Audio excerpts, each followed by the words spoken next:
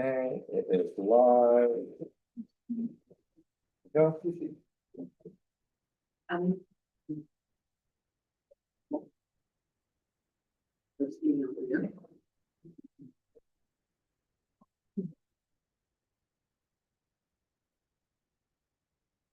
Hey, can you hear me? You're breaking up for me anyway. Are we breaking up? Hello? Now you're sounding better. Okay. Let us know if we are breaking up, okay? Yes. All right, then let's get started. This is a meeting of the Facilities Committee. It's September 11th, 2025. It's the time is now 6:31 p.m. And let's start with introductions. We'll kind of go around the room. Luke? Name's Luke Johnson, Network Administrator. Dean Sprock, Savin Engineers. Dennis Pugliese, Director of Facilities. Shonda Merrill, Assistant Superintendent for Business at Greenburgh Central School District. Tracy Mears, Board of Education. David Warner, Board of Education. Chris Vallon, Board of Education. Lorinda Chisholm, Superintendent. Steve Morton, parent of a senior at Woodland Middle High School. And online, Stu, Stu Gordon from BBS Architects. Faisal. Faisal, can you hear me? You're muted. Okay, Nicole. Hi, yes, good evening, everyone. I'm a parent of a second grader and a fifth grader, and I'm the corresponding secretary for council. Good. Carol.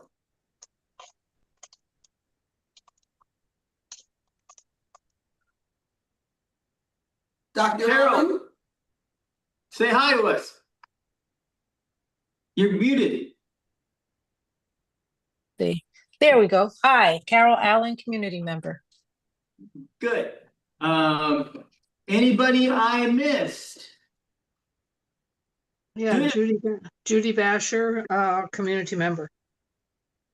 Great. Okay, Faisal, can you speak? All right, fair enough. So if you take a look at the agenda, we're going to look at our charges. We kind of review them each year. And yeah, share the screen.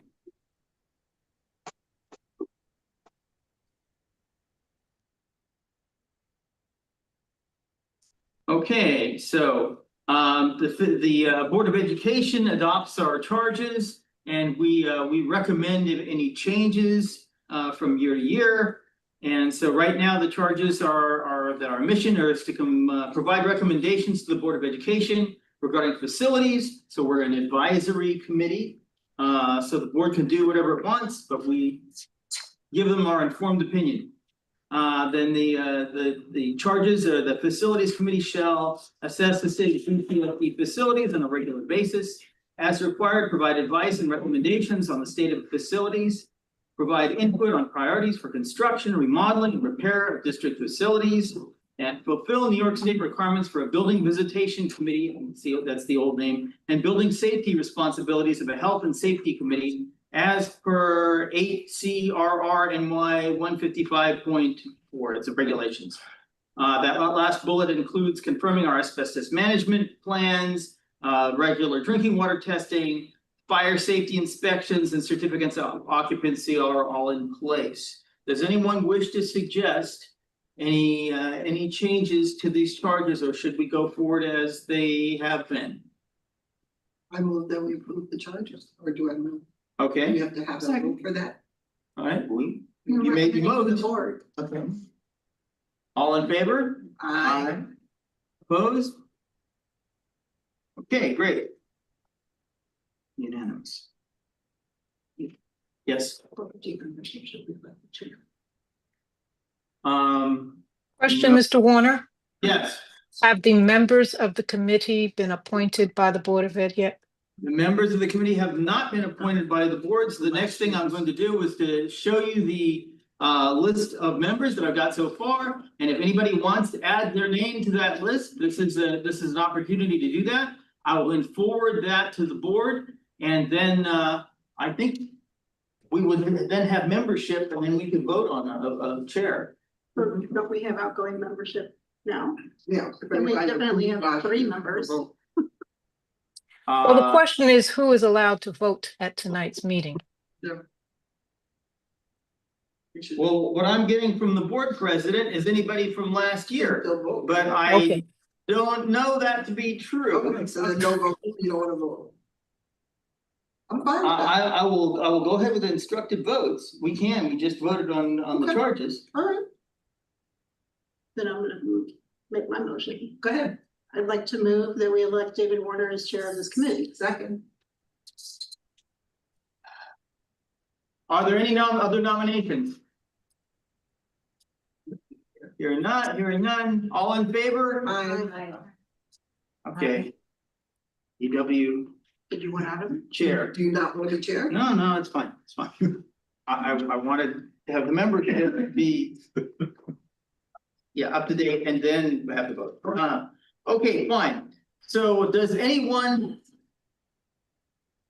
The list of members that people who have expressed that they want to be on the committee this year and be voting members are Gabriella Barahona, Nicole Donald, Megan Hack, Sarah Lazari, Alfonso Leonce, Katie McGee, Steve Morton, Jessica Muldoon, and Walter Simon.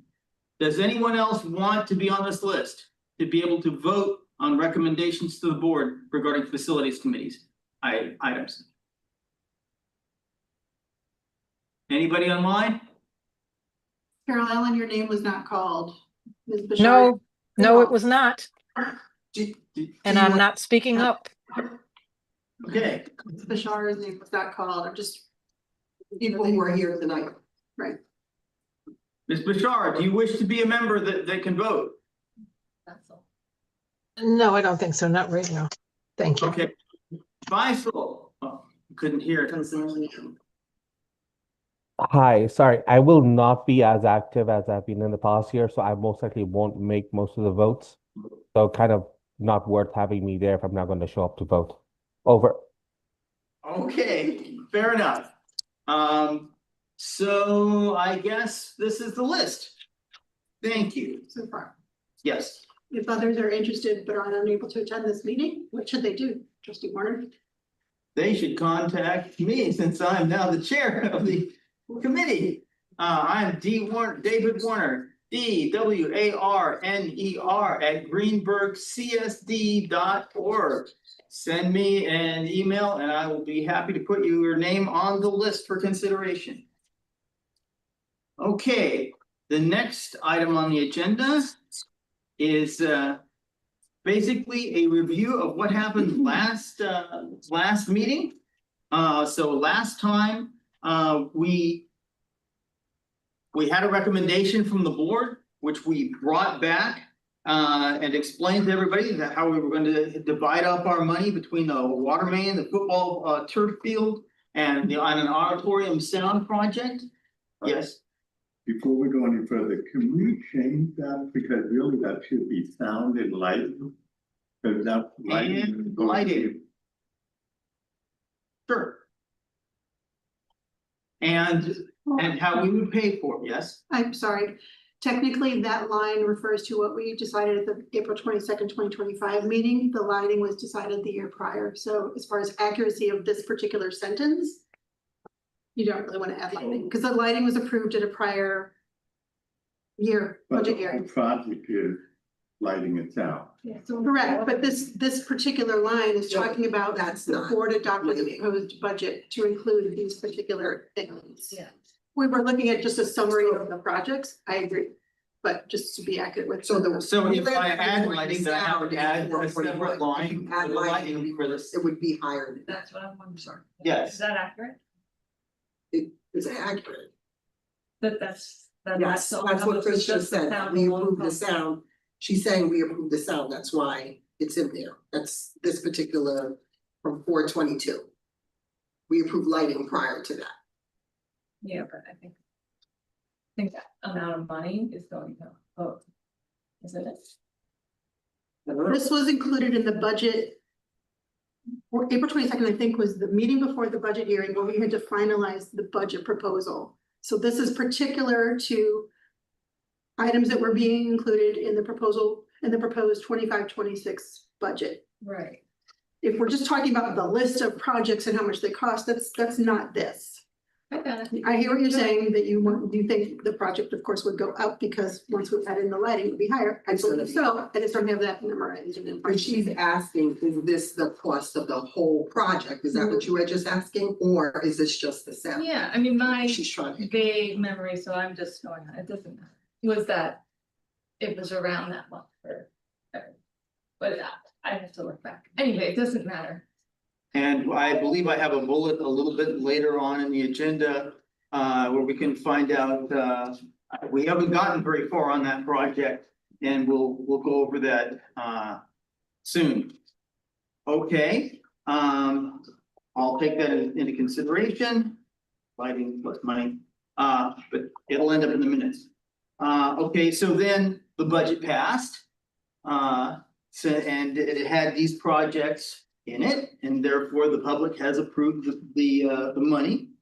And then we talked about we had a water main project in which the initial budget was about 3 times what the estimate was, and so we did a number of methods of breaking up the budget, the budget for that project into parts, and we paid for another part, and that has fit into the scope of the project that's happening now. And then we asked, as of May, what was the amount of our capital reserve and our repair reserve, the sources that we'll use for future projects. And that's where the assistant superintendent for business usually come in and say, this is what we have, and this is what's unencumbered, right? Yes. And then we'd be able to use that information to determine what sort of projects to propose and carry forward and put into the pipeline to be executed. The other thing that is input for that is our 5-year summary of the capital plan. And I assume that you're going to take a look at that, and you're going to have some recommendations. And we'll have votes, and we'll determine what we want to recommend, and we'll take your input. Okay. So I think you should know what exists. Could you bring up, Luke, the budget, the summary and 5-year capital plan as it was the last time we updated it was 2023, and it's a PDF file. Do you want a file? Take a look. Word docs, executive summary. Yeah, executive summary there. And we got that, that's squished, okay. All right, so scroll up a little bit. Okay, so we took our building conditions survey, and we went through each and every building, and we figured out what things were high priority and which things were low priority. Just keep going. And next page, there we go. Oh, yeah. Yeah, okay, so here is a sample, right, the early childhood program. So you have an ECP building, and the building condition survey goes through all the systems, the electrical, the roofing, the structure, right, the heating, everything. And they list what it is we need to do. So we prioritize things, and where it says year 1. So the ones are the highest priority things. And then we said, well, we have a number of projects that have been executed since this thing came out in, I think, 2020. And as we executed them, we basically went over them, highlighted them with felt pen, more or less, and figured out, okay, what we've got yet to do is mostly the things that are not yet highlighted. And we have them highlighted through 2023, but not through 2025. So I think there's a legend at the top. Is there? Yeah. Yeah, there it is. There you go. Right, completed phase one. Phase one was our ventilation project. We used money from the federal government to improve ventilation for all of our facilities. So that we had, so you know, it was the time of COVID, right? And then the energy performance contract is another major source where we've gone to a lot of buildings and upgraded a lot of systems to make them more energy efficient.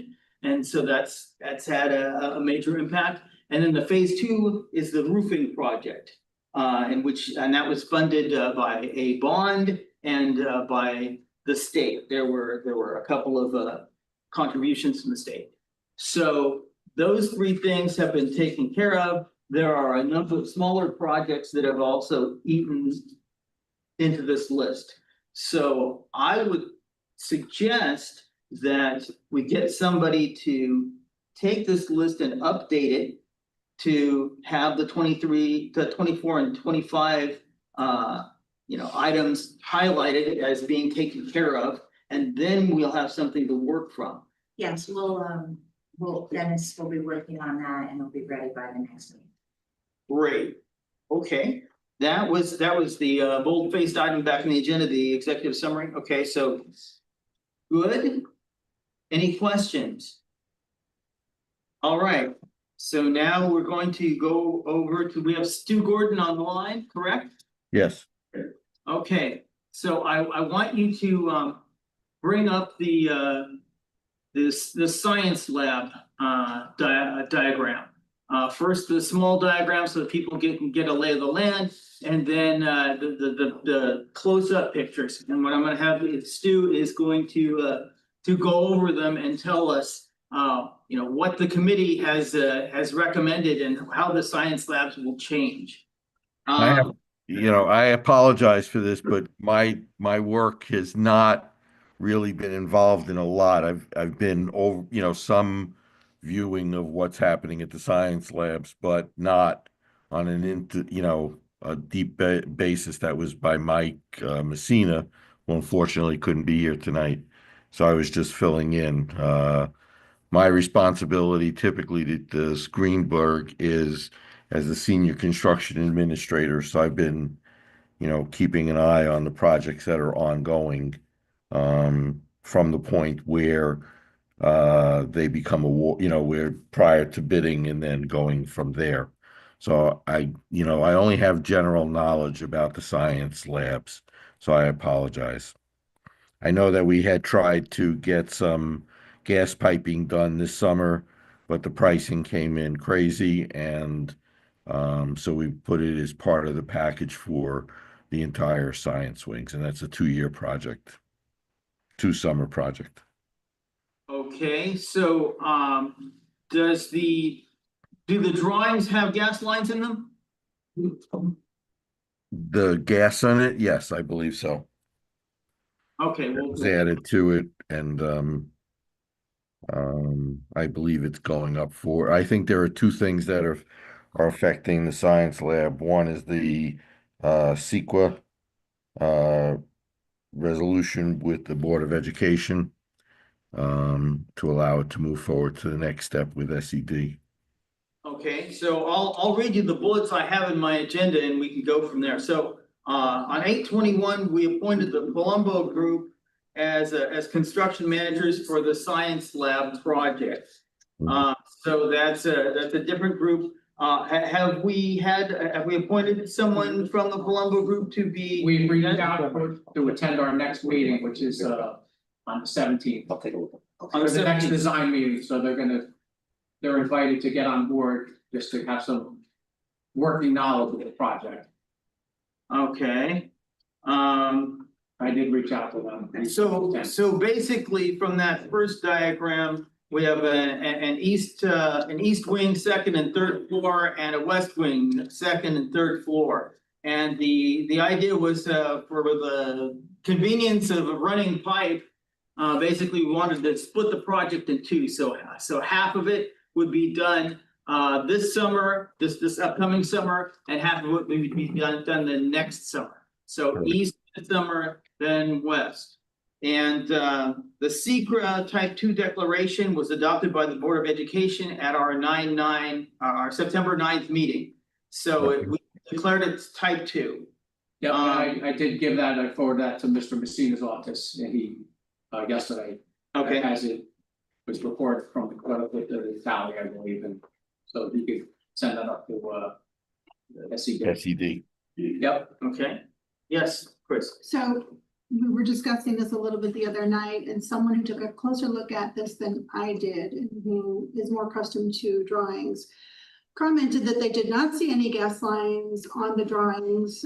So if the secret has now been approved and everything's ready to submit to NICID, can we just get confirmation from Mr. Messina that the gas work you were talking about and the drawings do incorporate that? Because I also don't know, is gas work part of this project, or was that part of the Yeah, comment? they're not gonna show on the architectural drawings, but there would be a separate Part of, plumbing drawing. I'm not sure what you're seeing there in front of you, but I'll get Mike to confirm it.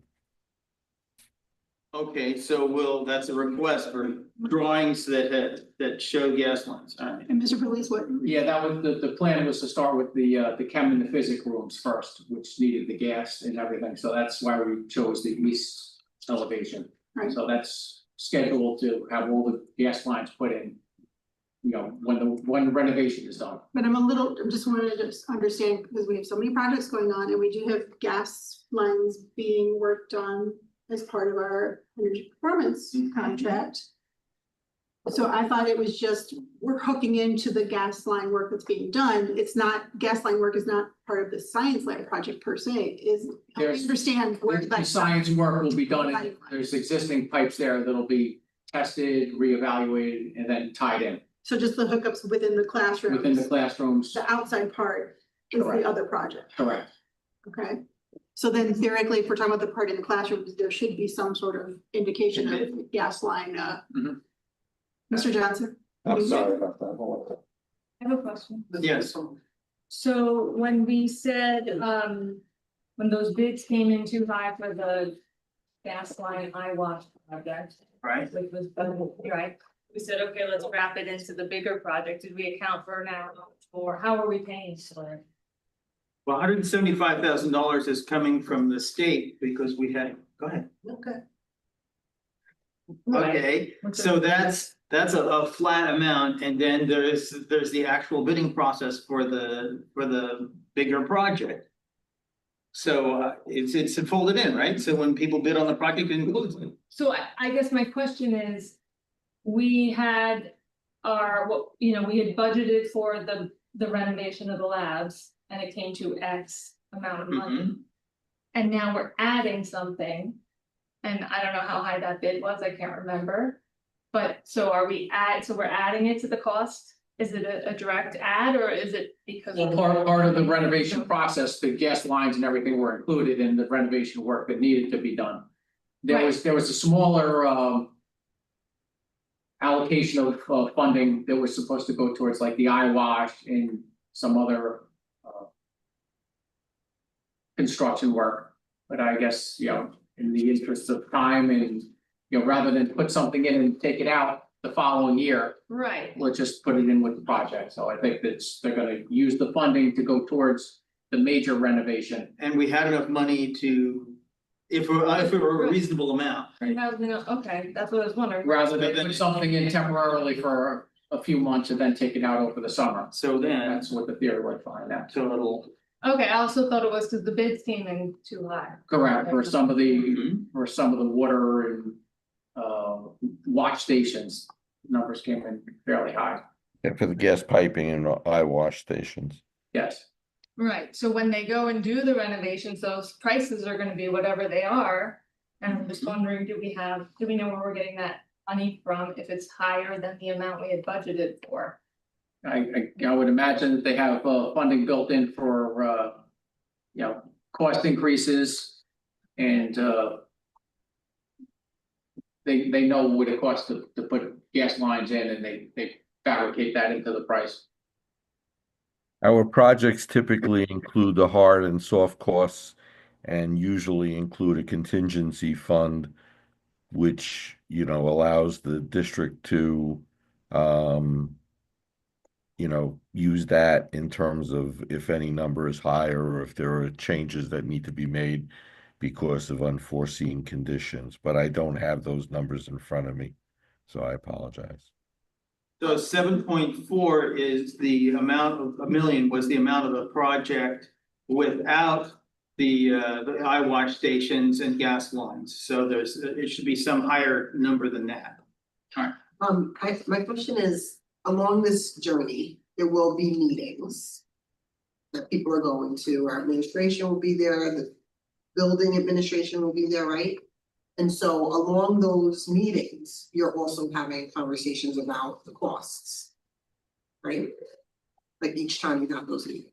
Typically, we're still in the design phase where Okay. but that's what, listen, you can't do a project without the number, so that's definitely involved in the conversation.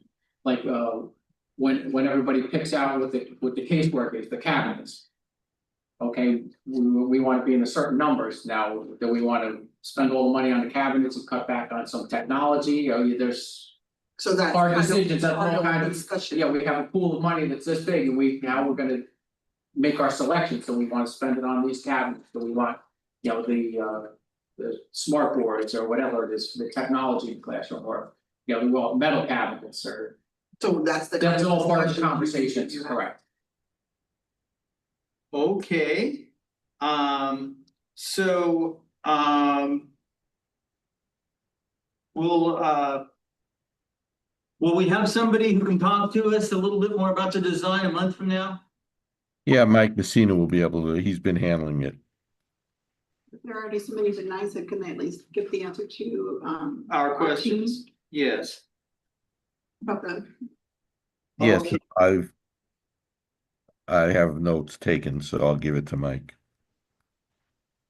All right, so are there other questions? Mr. Siddiqui has his hand. Yes, Mr. Siddiqui. Hi, thank you. Just one request, if everyone agrees, that at the next meeting, when Mike's there, could we get an overview of the safety features in the reconstruction, like ventilation, eye wash stations? There was a report a couple of weeks ago of Hastings High School having a chemical spill and the entire high school being evacuated.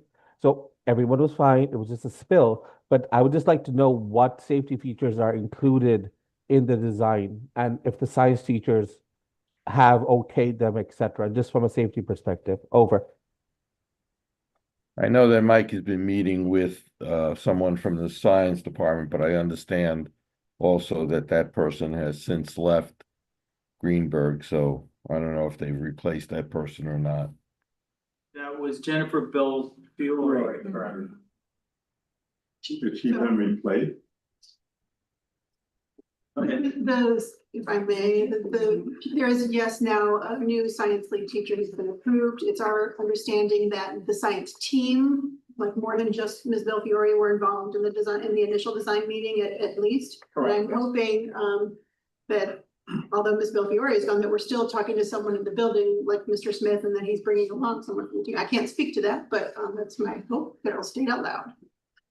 All right. Yeah, no, they definitely should look at these plans and give feedback to that. When another trustee and I looked at the rooms the other day, and we did run into a science teacher who said they had been involved a couple times at least, so. Correct, and Right. Julie Brinkler's in charge of the chemicals, and she's been actively involved in the designs of the different prep rooms, the hoods and all that. Okay. Also, moving the chemical storage, she's been involved in the meetings also. Good. That's the lab tech, okay. Yes. Okay. All right, so we'll see who we can get. Any other questions? Online, okay. Moving on, project status. BBS architect Stu Gordon and 7 engineers, Nancy Barber. Sorry, I'm Yeah. sorry, I Go do ahead. have to ask. When we were approving the secret resolution the other day, I did, it was during the meeting or before the meeting, I did want to ask, when we're doing actually, I had another question on the design. Sorry, we're gonna go back. 2 questions. One, when we're doing the removals of the old materials, especially on the first side, I think the east side, we said, that's the side near the soon to be finished Cross Your Fingers tennis courts. it's as you know, it's a hill, it's difficult for vehicles or huge dumpsters to be placed over there and then moved out. Is there going to be, I'm trying to understand how that will work, or if you'll have to go across the hall or over the roof to dump it into a place where huge dumpsters can be put. I don't know. Yeah, we do have an access road there that we used to have. It's a path. It looked like a steep hill. It is traversable with a pickup truck or, the plan is to restore it. You know, now that we manipulated the fencing and the wooded area around there to, be able to have that path come up to the, backside of the building again. So I'm just gonna The, repeat. the on-site logistics is usually coordinated by the construction manager. So we'd have to give Colombo Group a little bit of time to become familiar with the site to figure that out. But by the time it goes out to bid, there would be instructions to the contractors on how materials have to be removed through the building. And I'm just thinking this through out loud. I mean, it came up for me in the secret because secret, even though we're doing something within the building and we're not changing the footprint, I understand that's the reason for the approval, but obviously with the removals, we are potentially impacting outdoor areas. So that's why I was asking at this time. But I understand Mr. Police, you're saying that's an existing road. And then It's we not have, paved and then we're going, okay, so we're not. we're working on, we have to cut, like, we lost a part of the roadway because we had to go into the woods, but the plan is to restore it to its original purpose where we could get up there and Okay. in an emergency or Okay. something. Thank you. And then just one last thing on the design themselves.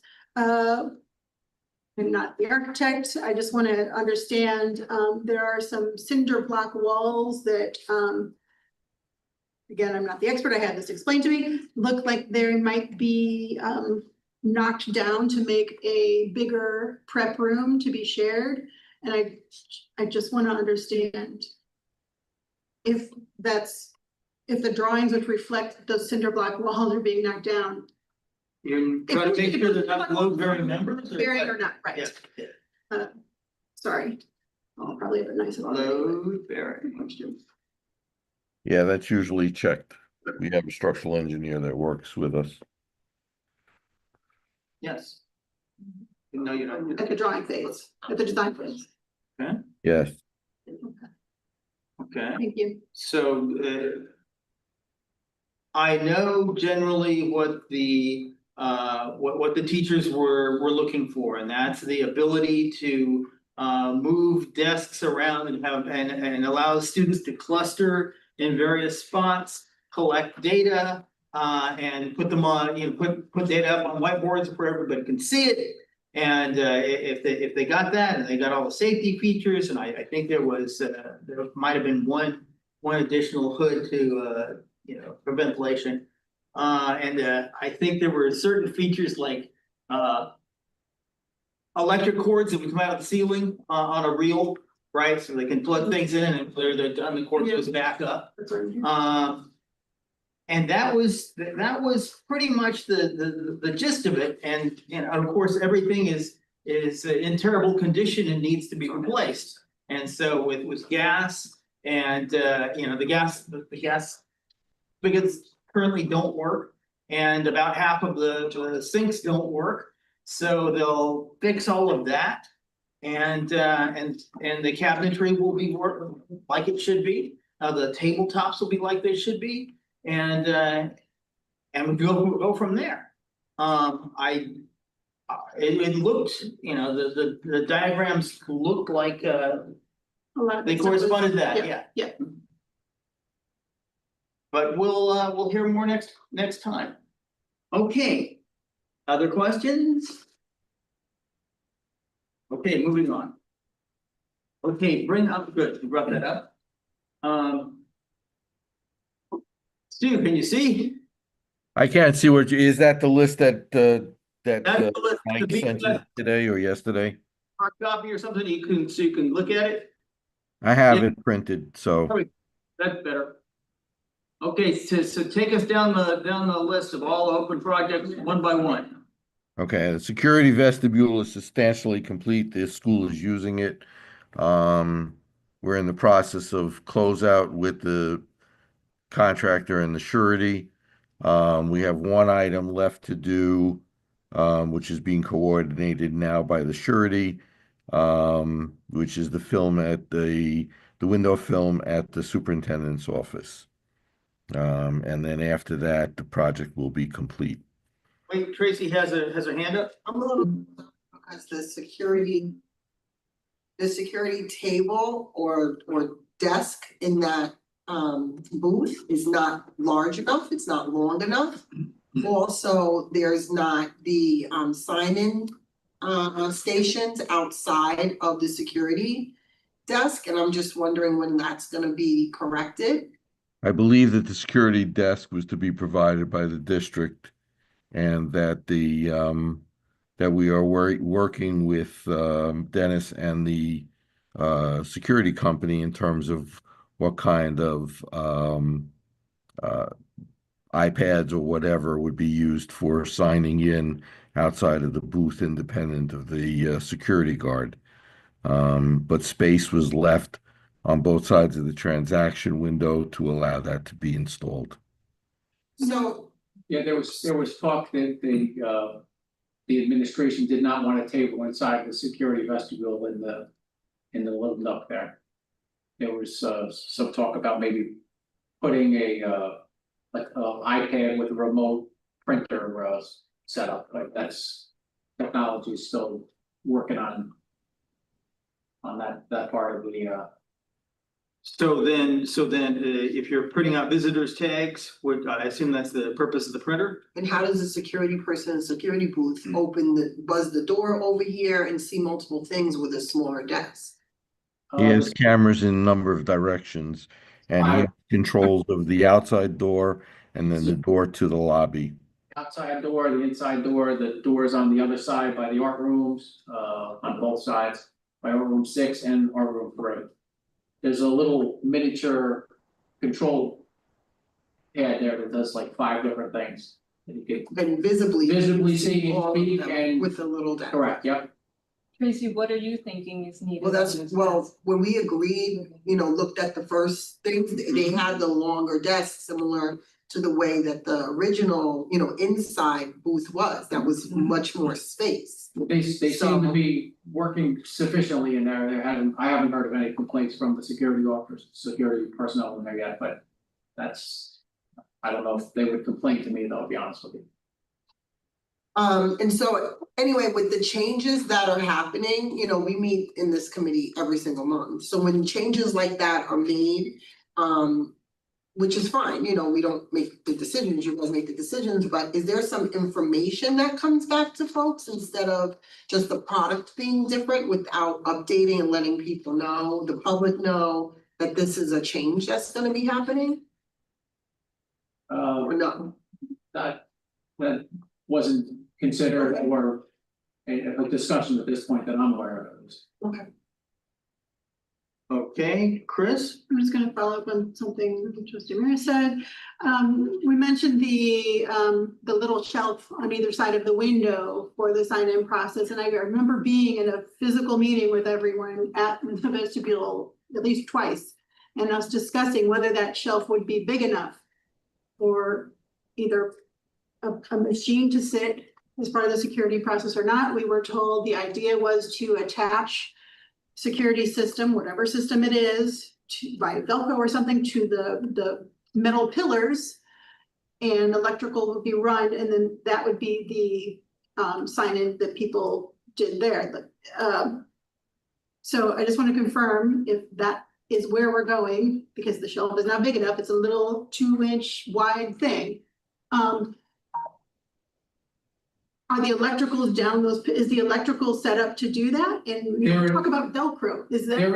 There's conduits there, but a lot of that could be done wireless, the printer, which could be inside of the booth, and then you could just print it out and the tickets, like a couple of people could print it out. This is the talks, the discussions that we had. I don't even know if that window's wide enough, I don't remember right now. It's to slide a card through or But not piece of an paper. iPad or security. No, not a pen, that was. I'm just saying that the shelf, I was we were told concerned that it was the talk could be too outside the wireless. window to set anything down, but Okay, There were discussions that something could be mounted on the wall that would be wirelessly fed to the printer. You would print the label and you would handle, okay, and the electricals are there, you said in a conduit, that's correct. okay, and the HVAC is done, because you said the only thing left is window film? In Security, the superintendent's office, yes.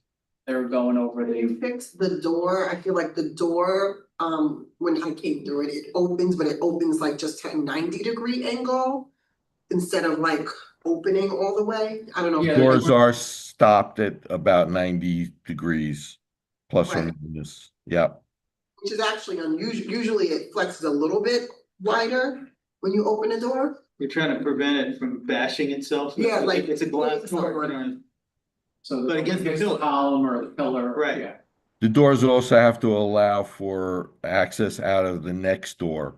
So if you flexed it beyond that, you could also wind up either hitting the pillar at the outsides or in the center for that door to start intruding on the access path of the third door. So you have to control it all that way.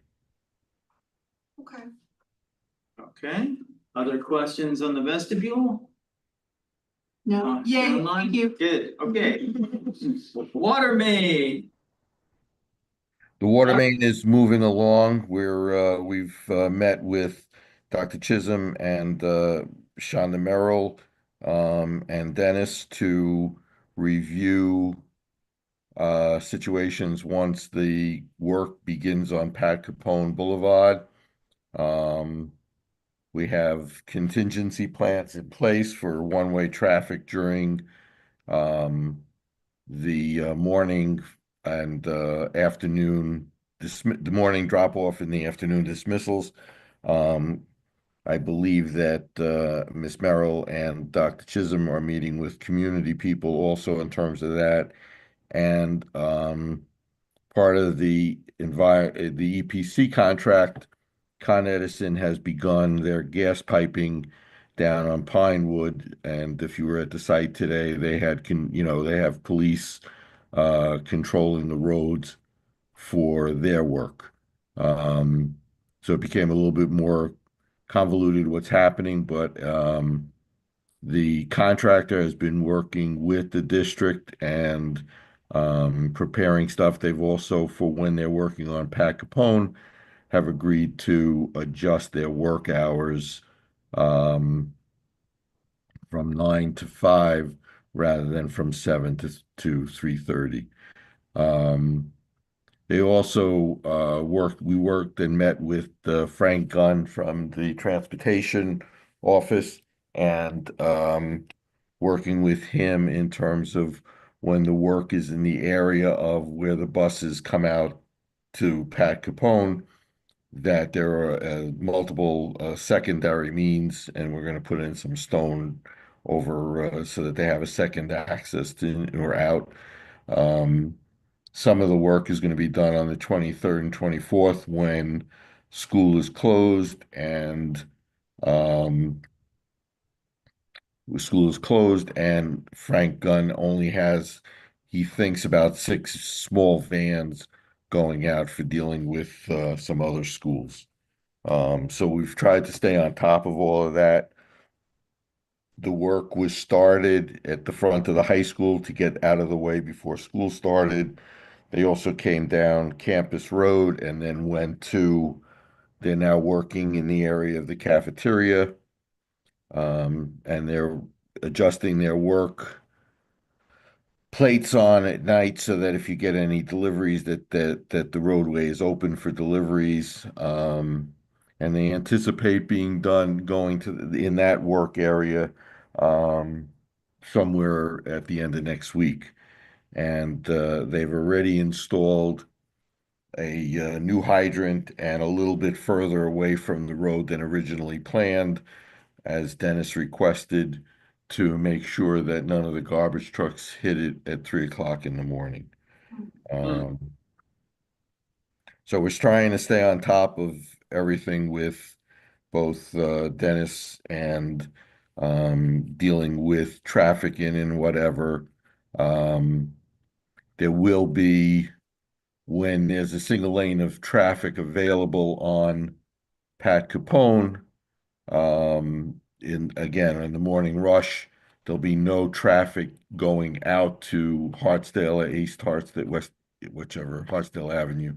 And the traffic will only be flowing one way. Once the EPC, the Early Childhood Program, ECP, is done, then the traffic light that the contractor will have up will provide for alternating traffic pattern I'm sorry, when did you say the traffic will only be going one way? for drop off and dismissal.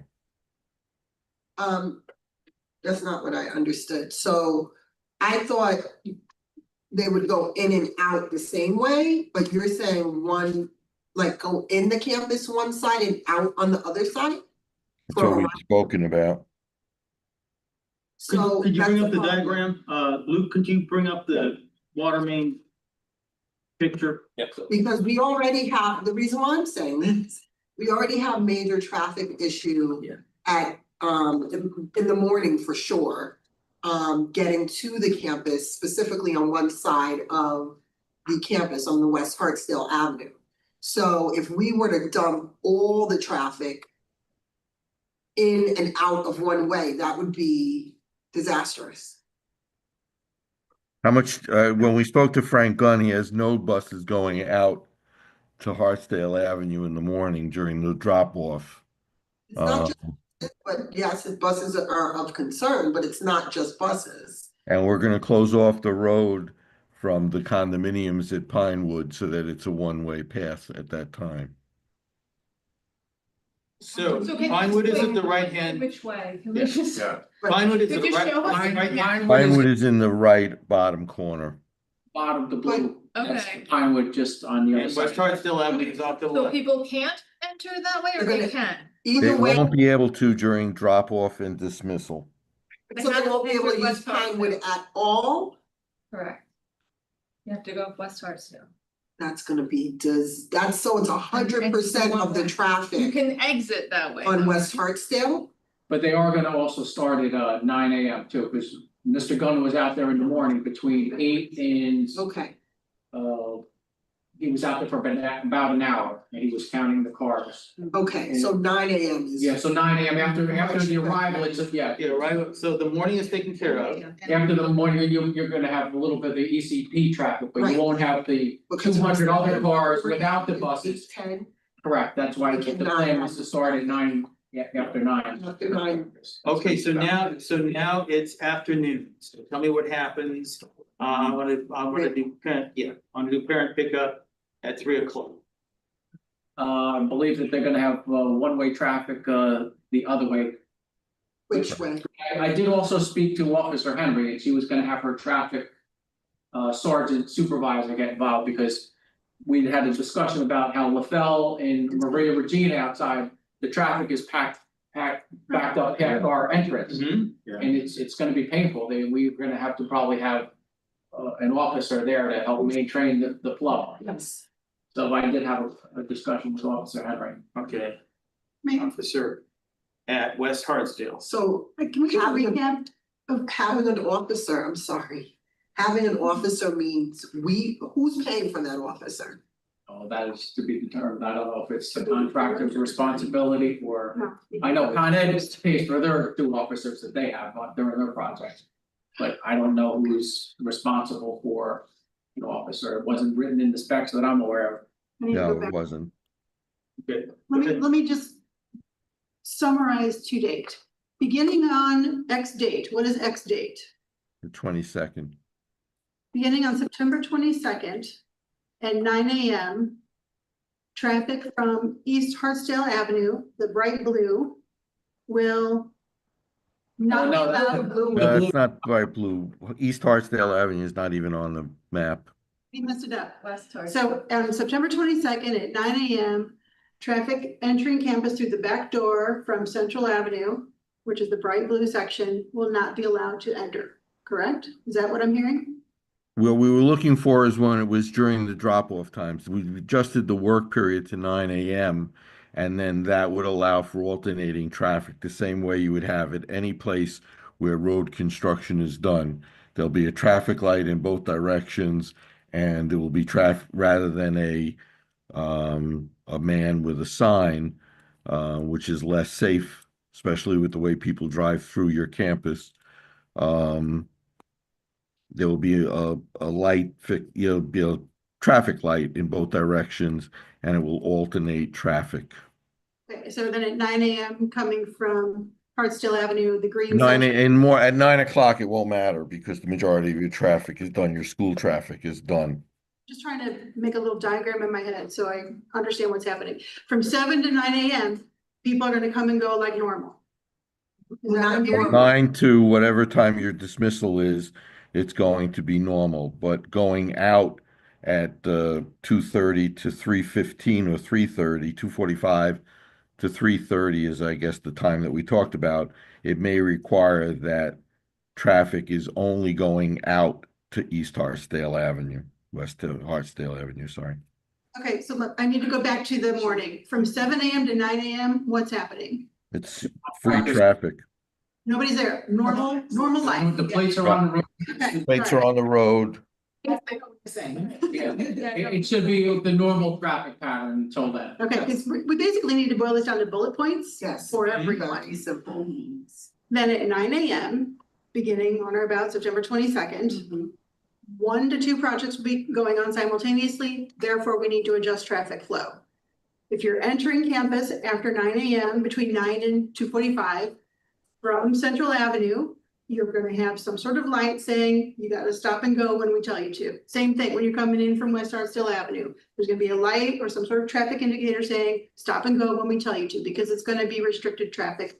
But you are going to be prevented from entering. Is that Just at drop-off periods. right? I'm doing it in days, in segments per day. Okay, then we get to 2:45. At 2:45 until about roughly 3:30, what happens? Traffic will be going out to East Hartsdale, West Hartsdale Avenue.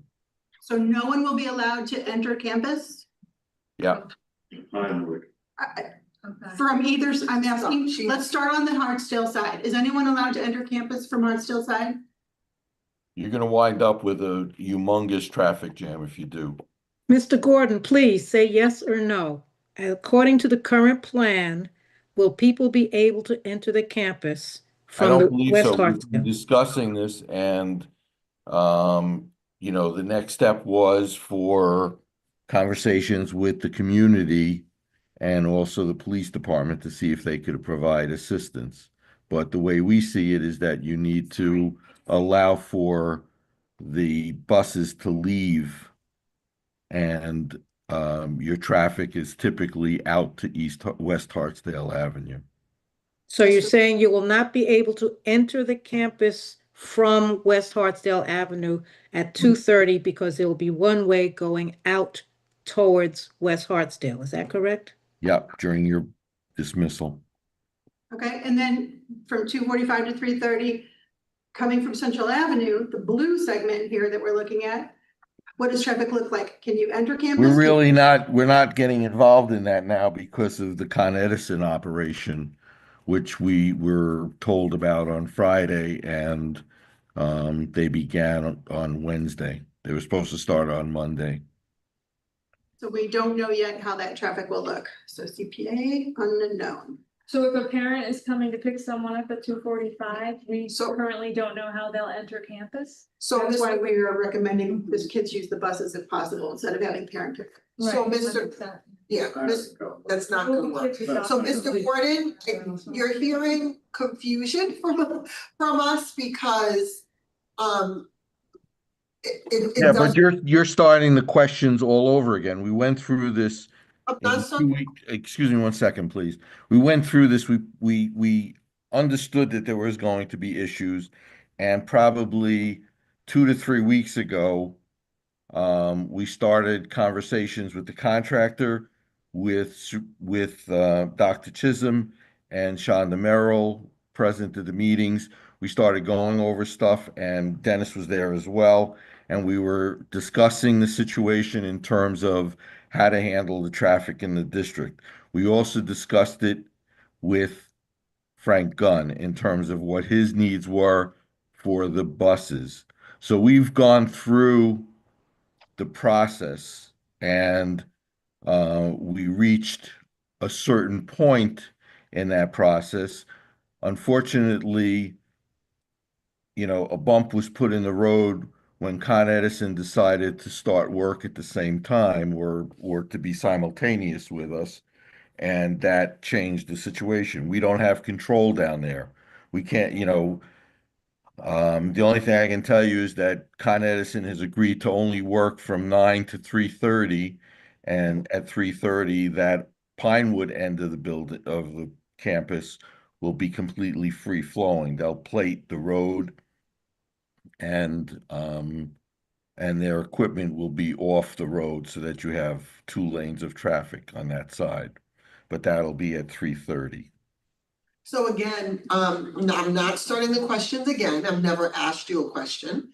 But I do have some things I need to ask you. We have a full building worth of people that work here. Everyone who works here doesn't drive. People who work here don't get on a school bus. So you're saying from 2:45 to 3 something, there's no traffic coming in. Someone may need to be picked up. Someone may need to get back into campus for something. There are people who work after school that may need to come in. So that doesn't work. And that's why we're asking so many questions, because there's certain other logistics that maybe wasn't talked about, I don't know, but that we are asking about. So that's why I'm asking you those questions. And you did talk a lot and explained, I thought, and I saw David writing and I saw Chris trying to recap, but that 2:45 to 3 or 3:30 time period is a little confusing. That's what we're trying to get clarity on. That was the time given to us by Frank Gunn in terms of when the buses are there and then leaving. And his comment was that by 3:30, the school district is emptied of any major traffic situation. I'm working with the information that was given to me, not a random time period that I pick out. I think I understood that you would be able to come in from the Central Avenue side between 2:45 and 3:30. Is that correct? Yes. So that means anyone who needs access to the campus between 2:30 and 2:45 and 3:30 will have to enter from the Central Avenue side. It'll be inconvenient, but they can come in that way.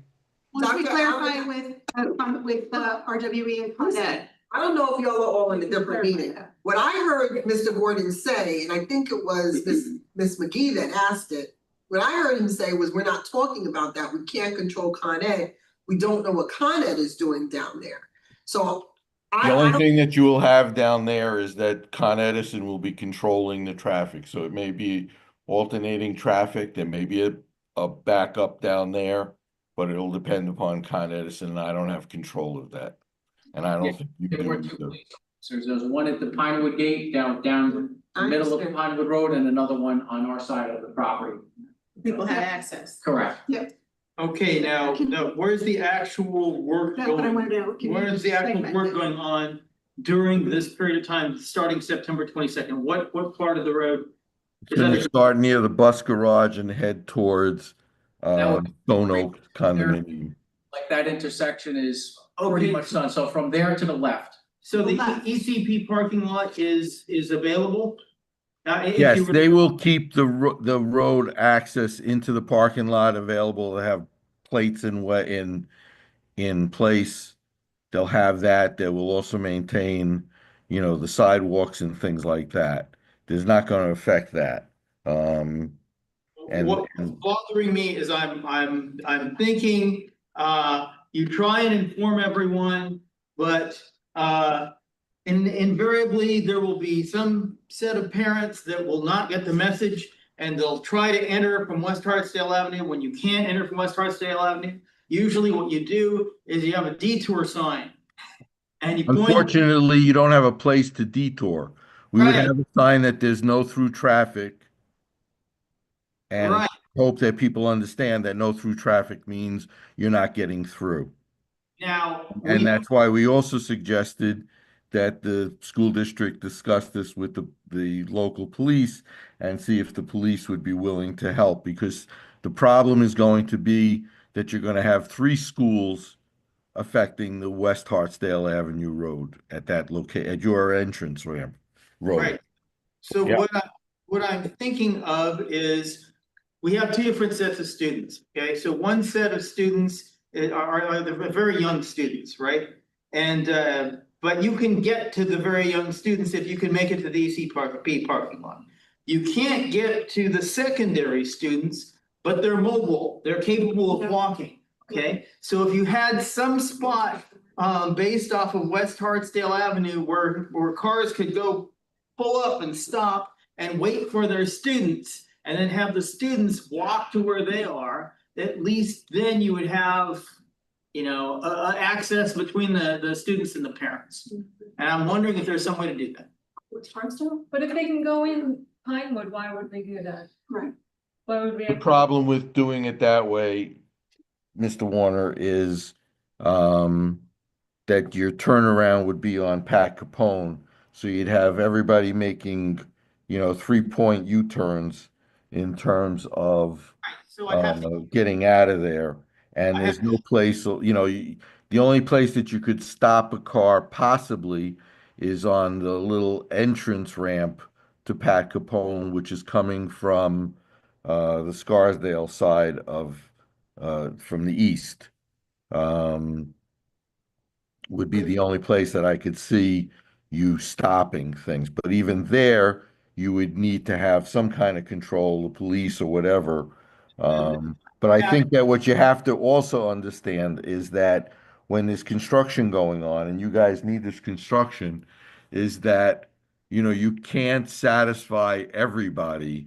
There's always going to be someone who's inconvenienced, someone who's going to be unhappy with the plans you made, and you're just not going to be able to take care of every single possibility.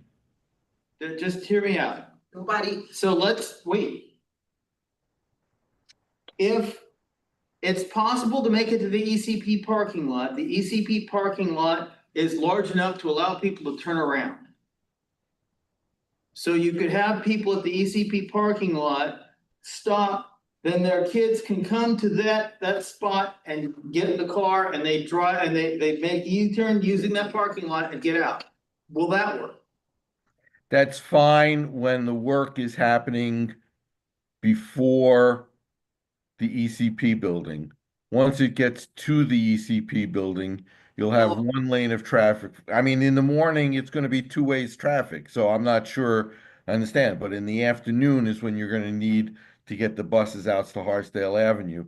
And if the work is in front of the ECP building or closer to the condominiums, the Stone Oak condominiums, you're not going to have 2-way access. Granted, okay. Megan, Katie? okay. Okay. I don't know who's. Going. The whole process changes as the location of where the work is.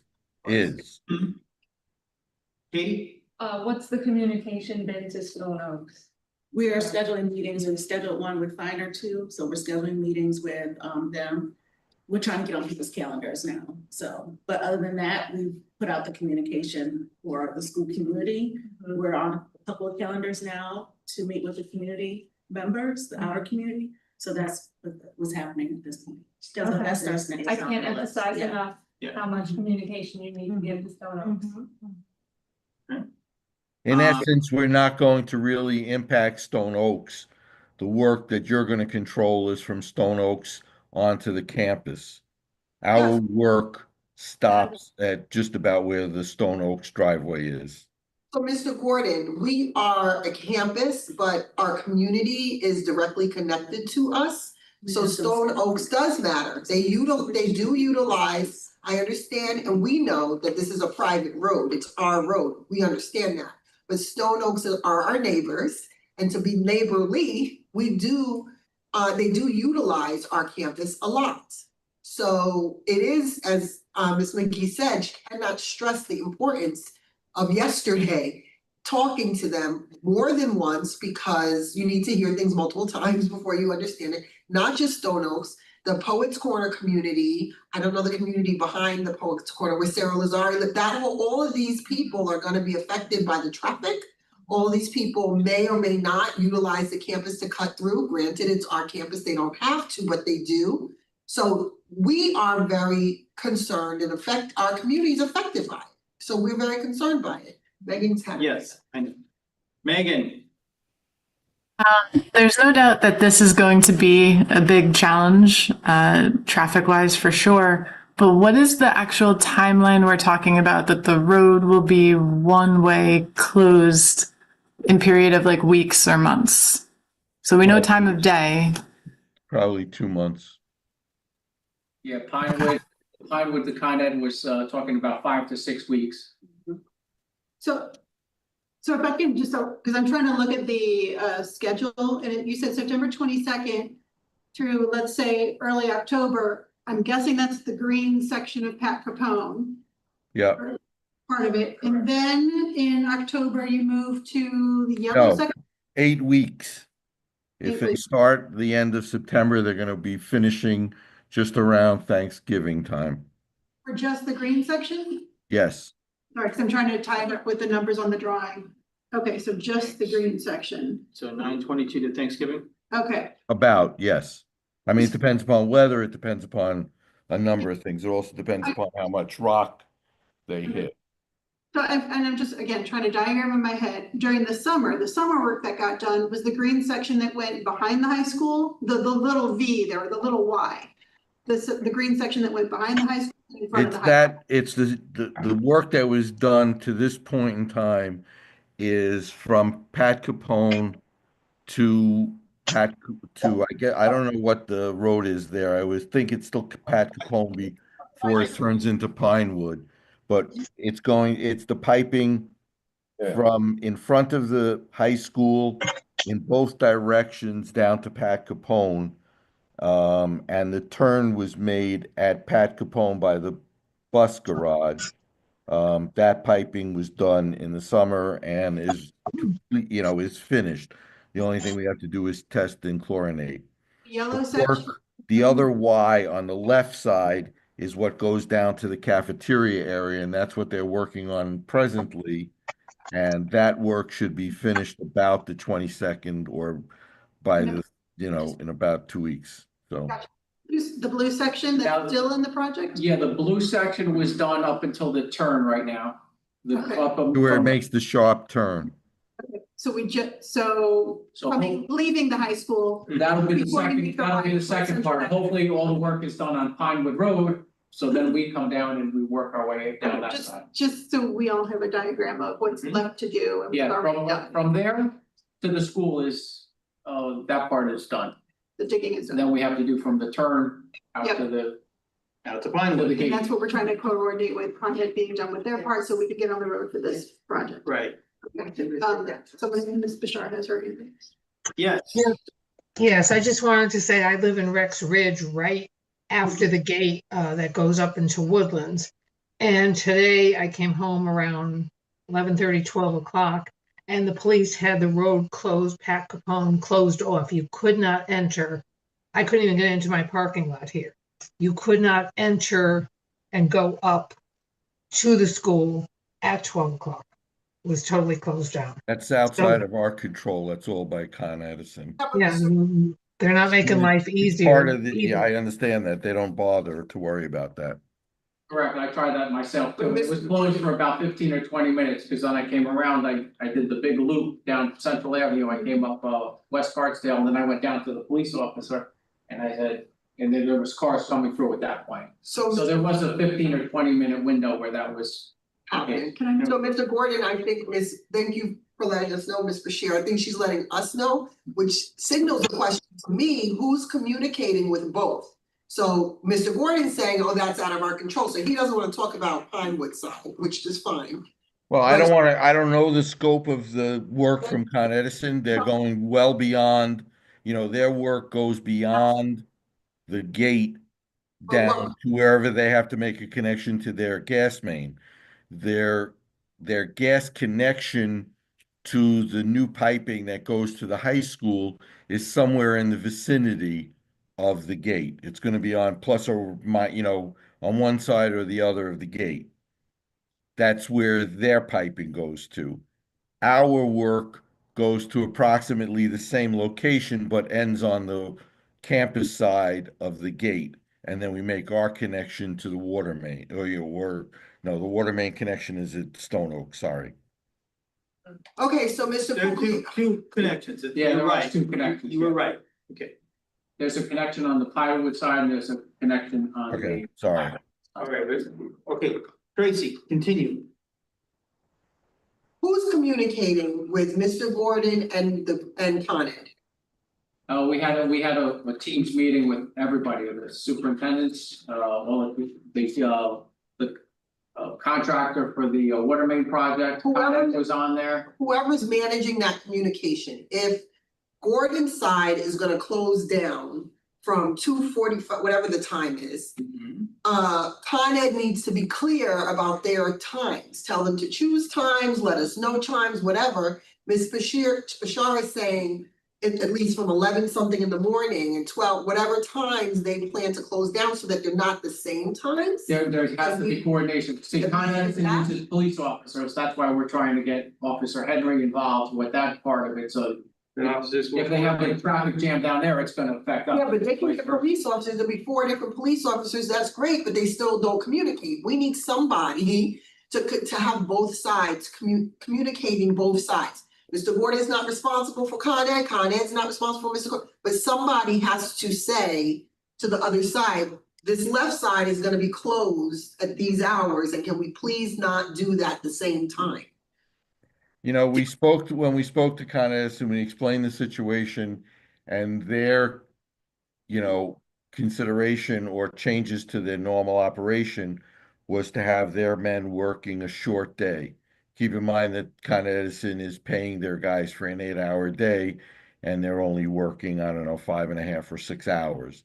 So they've adjusted their work period as best they could. We tried to get them to even, to do a break in the middle and then finish up at 5 o'clock.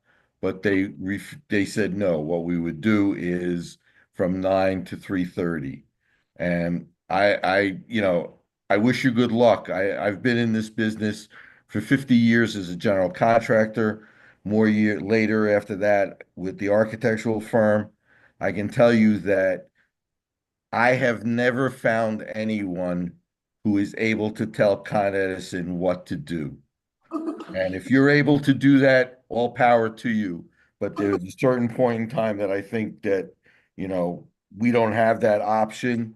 And, you can ask them to make, changes in their plan. And very many times you're going to get a yes, and then they're still going to do what they're going to do. So, I understand the frustration that you are all having, and that's part of why, well before a month before we needed to get on Pat Capone, we started to have meetings in terms of how to handle the traffic. We weren't leaving you guys, hey, listen, we don't care what happens there. We just got to get our work done. We've been, working with the district in terms of what needed to be done and tried to, offer options and plans that best we can do. And even our contractor, I mean, he's working, at a certain point in time by November, he's going to be working shorter hours as well because of daylight. So, there may be some other options that are going to change in terms of that, but we have to keep in mind that we're trying to be flexible. And the contractor, and Dennis, please correct me if I'm wrong, has been very accommodating in terms of, okay, I'll do it this way or I'll do it that way to accommodate the changes in what, and again, the key item that we were trying to deal with was the buses going in and out. And, The school, we need to get the front of the building done first, and they manipulated their schedule when we brought it to their attention. Okay, well, we can change what we do on our side, and we have less flexibility with Con Ed, apparently they've made some compromises. Go ahead. Just a last thing about communication in general, when the admin does meet with Mr. Finer, could we see? They use those electronic notice signs all over town. If they happen to not be using them during the time when it could be useful for us to borrow them, could we just make that request? And you can put one down by the beginning of field stuff. Absolutely. The way you get people coming up. Right.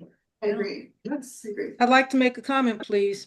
Okay. Those electronic signs are managed by the police department. So those, I believe, are the people we should be talking to directly instead of trying to go through Paul Finer. Because they need to really know what's going on, because they have officers outside of Schechter every day directing traffic, and we need them to work so that everybody's able to get out and not just the people coming from Schechter. So it's really the police department that we need help with in managing the traffic. Yeah, I think Dr. Allen has really helpful information. I believe LaFell actually pays them to direct that traffic. Yeah, they do.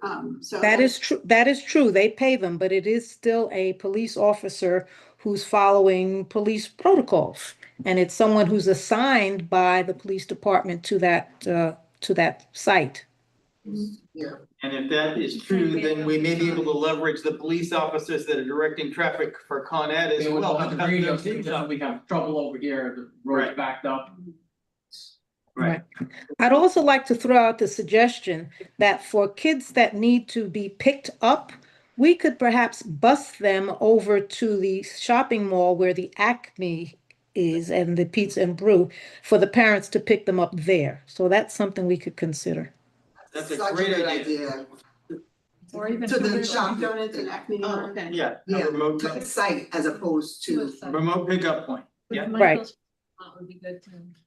something. My suggestion on that is also to then get in touch with the owner of the property to make sure that he understands, what you're gonna be doing on his property so that his insurances and stuff like that are, aware of the problems.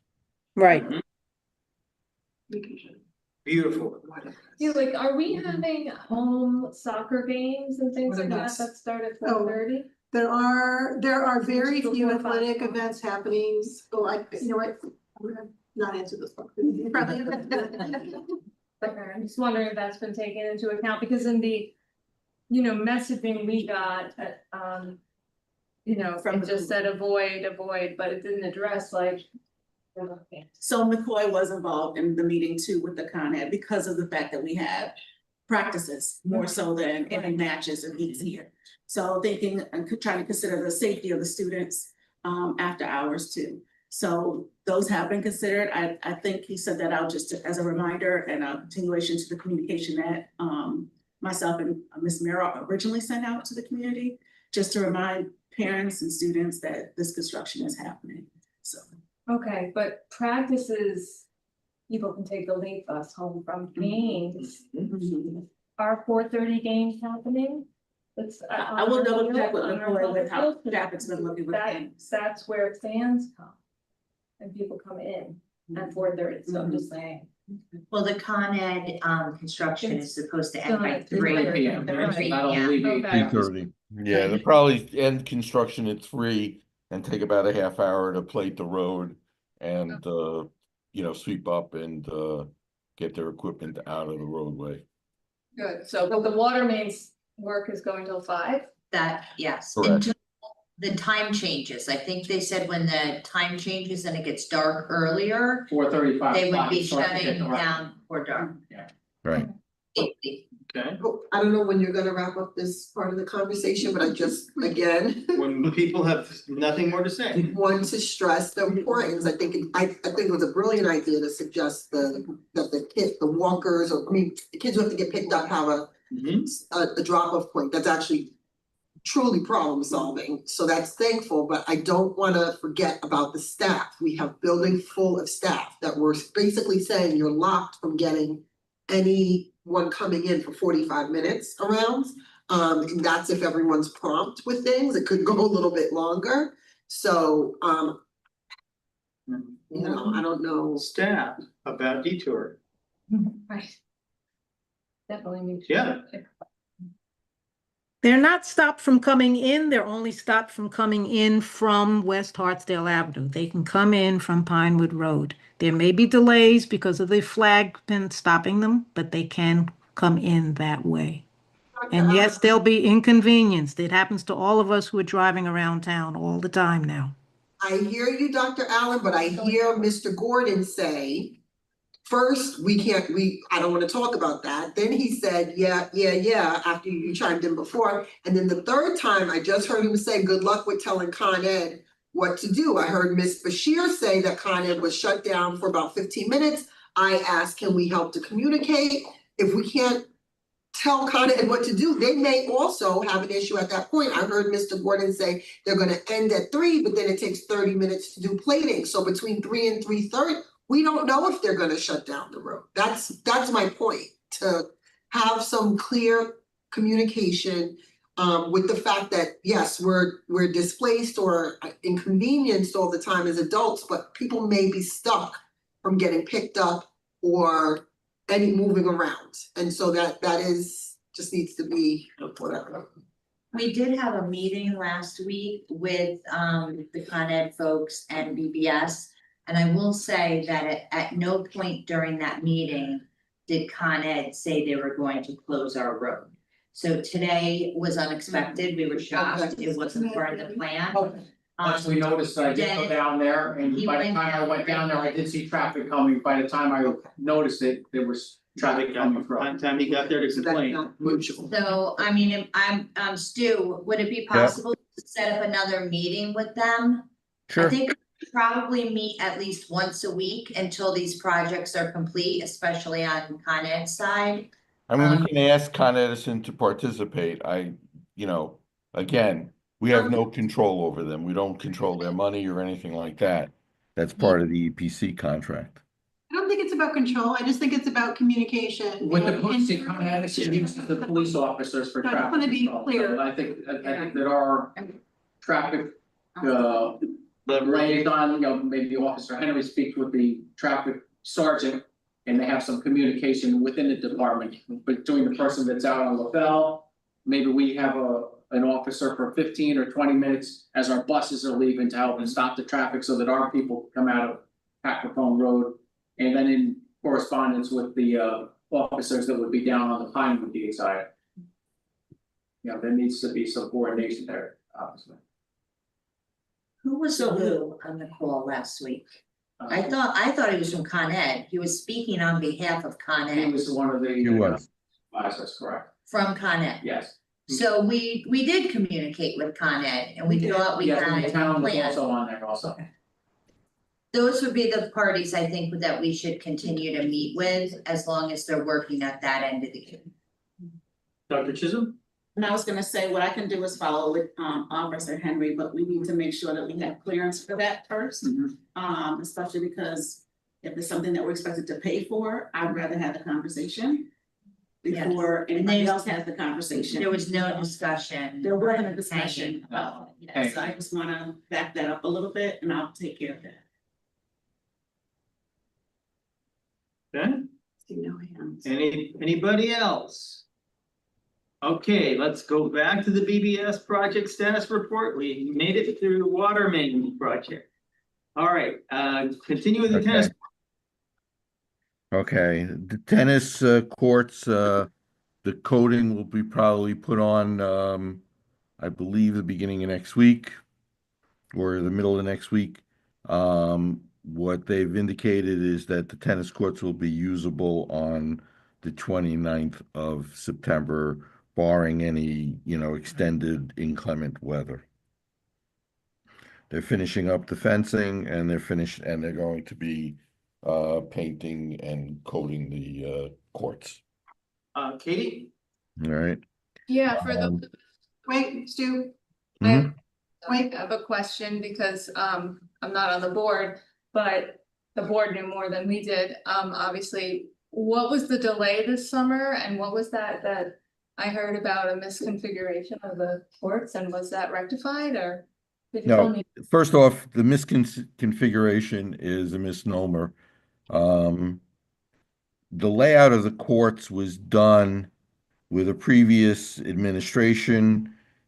Plans get approved, the layout gets approved, what has to be done gets approved. And what my feeling is, and this is only conjecture because I was not involved in it, but my conjecture is that the area of the hill that we had to take down trees to move the court away from the softball field, that the previous administration did not want to spend the money for it.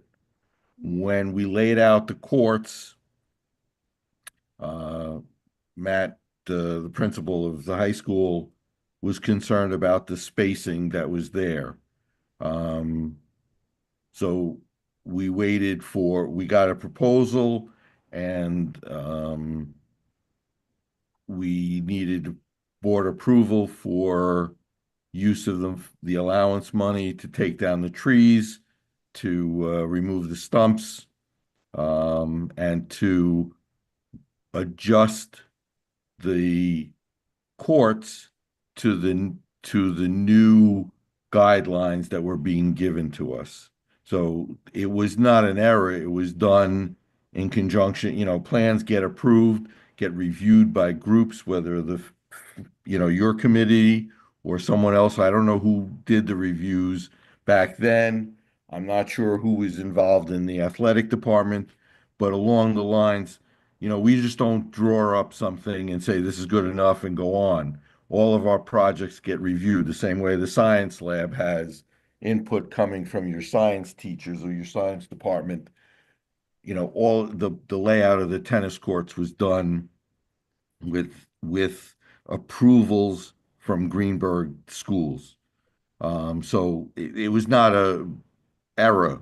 It was done per the way that the school district wanted it. And keep in mind, some of these projects, and I don't know the exact date of when the original tennis court stuff was done, but some of these projects date back to 2020, 2021, and 2022.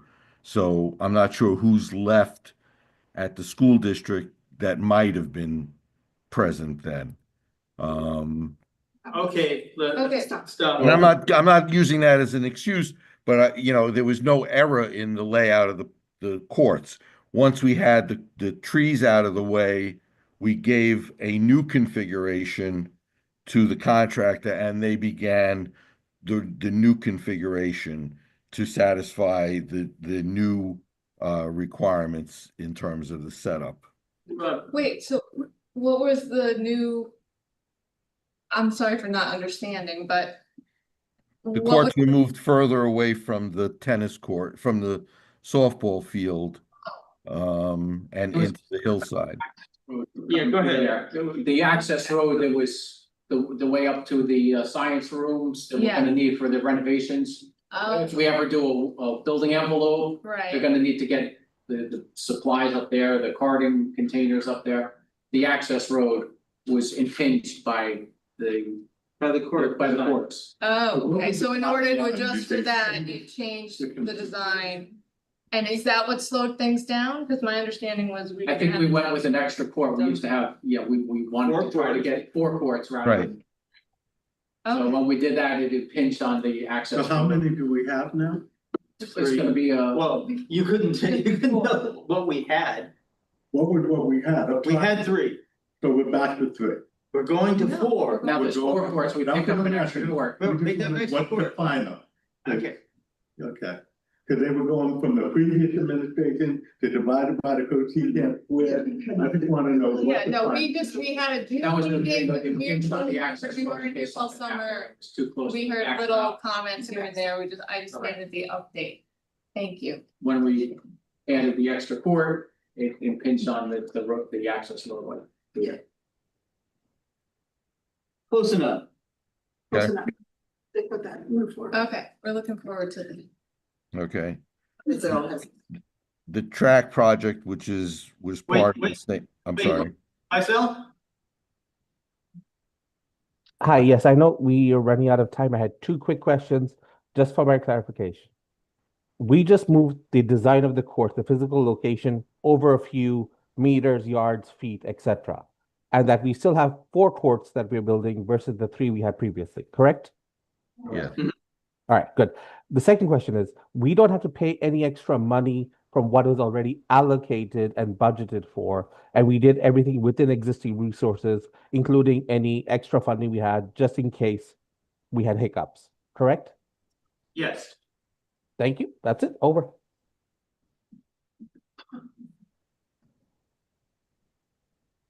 Okay, all right, go ahead, continue. Okay, the track is on hold until the turf field gets done. We had a situation with the drainage on the turf field. We waited, I don't know how many weeks, but we got approval from the Board of Education. Land Tech has returned to the site. They're in the process of pouring the concrete nailing piece which goes around the field to stretch and keep the turf in place. They've also done the Versa tile and fills for to provide drainage. We're going to have drainage at the perimeter of the field, but with the turf, that is controlling the startup or the restart of the track field work, because they can't work side by side. You can't pour the asphalt until the turf is done, and then there's a time period that the asphalt has to wait. So chances are the track surface will wait until the spring. So this 8/22 obviously passed, so what's the most likely substantial completion date? Springtime. So we're Because of big spring. the weather timing, you need to have 50 degrees and rising overnight for installing the surface, the track surface. Yeah. Right, sorry, I'm just thinking asphalt companies don't reopen until April, so really you're looking at. Well, The asphalt work will probably get done this year. We just can't put the surface on top until it's warmer. Listen, he just said the asphalt will happen this The year. asphalt will probably happen We say probably, I don't know if that's a They great have to cue. coat and cure it. Yeah, So let's agree to just that, stop there. because No, what happens in the winter time too? What happens is the asphalt will probably be down, but there's to cure for the paint of the track lanes, that takes a whole nother process. You need temperatures for several weeks. What happens to the asphalt in the winter? Nothing. So it's fine to be there, is it gonna be covered? I don't believe so, but at the same time, you're not going to be doing snow plowing on it or anything like that. So you're going to have very little wear and tear on it. And then before the surface company comes in and installs their work, they're going to inspect the surface of the asphalt. And if any repairs have to be made, they'll require it, because they're going to not provide an extended warranty Why would you? without the surface being proper for their material. That makes a lot of sense, Mr. Gordon. So why would we put the asphalt before the winter, knowing that there's gonna be even very little wear and tear and possible cracks that will require repair? And issues with the. If we do the asphalt this year, we can, anticipate an early track surfacing as soon as the weather breaks. If we don't, then you have a time period where you need to let the asphalt cure if it's put down in the spring, which then may push back the work What's that to time the period? surfacing. The other thing is that you have to understand also that means and methods is by the contractor, and if you're going to ask them to do work or not do work this year and do it next year, typically, an escalation cost is not allowed in public works. But if you're directing them to wait and they can't do it when, and I'm going to use only an example, if the asphalt cost for them to lay it is $1 a square foot now, and it's $1.50 in the spring, they're going to come back to the school district and say, before I do this part of it, you got to pay me this extra 50 cents a square foot. So, the contract is responsible for the quality of the work. both short-term and long-term. In terms of the surface, there's an extended warranty, I believe. And, once you get involved in telling the contractor how he should do his work, then you're becoming responsible for possible cost changes. Still, I just have a quick question, not that we're telling people how to do their work. Mhm. But I just want to be clear, I'm from Buffalo. I know how potholes happen, I know how things happen over the winter with ice and the expansion if water gets in, and I'm just wondering. If we laid the asphalt right before winter time and it's already cooling, is it in our best interest? And in my mind, I have an answer, but is it really in the district's best interest to do that work as opposed to waiting and taking the proper time, even if it is probably a 5 or 7% increase, or can we purchase the materials now and then hold it for the spring, so that we can almost assure ourselves that we won't have an issue with keeping the asphalt clean or protected if we do the work prior to winter falling. And I don't know what winters look like here. Sometimes there's also a theory too, that, when you put blacktop down, there's gonna be settling and cracks. This way it settles and heaves during the spring and you get the first Right. heaving and whatever's gonna happen, rather than have the surface on it already, so. Right. Because I they're don't gonna have, we don't they're have gonna to do any, redo it. they're gonna touch it up if there's any settling or anything anyway. The Right. surface company is not going to put it down if there's a problem. They're not, because they're not going to want to take responsibility. If they did the work and there was an issue with the existing asphalt, then they assume the responsibility for it, and the topping company, the surfacing company, will not do that. They have specific guidelines on the condition of the asphalt and what has to be done. And believe me, they will have somebody come out and inspect the track inch by inch, and anything that needs to be corrected will be corrected prior to the surfacing going down. Within the scope. Yeah, within the scope, all right. Fine, so Sorry, yes. Thank you. Mr. Gordon, just two Mhm. quick questions. Sure. Based on your experience, how long does it take the asphalt to cure? The curing of the asphalt it's not actually that. There are different time periods required from when the asphalt gets laid to when the surfacing can be done. In terms of the tennis courts, it's a shorter period. I think it was 14 days or less.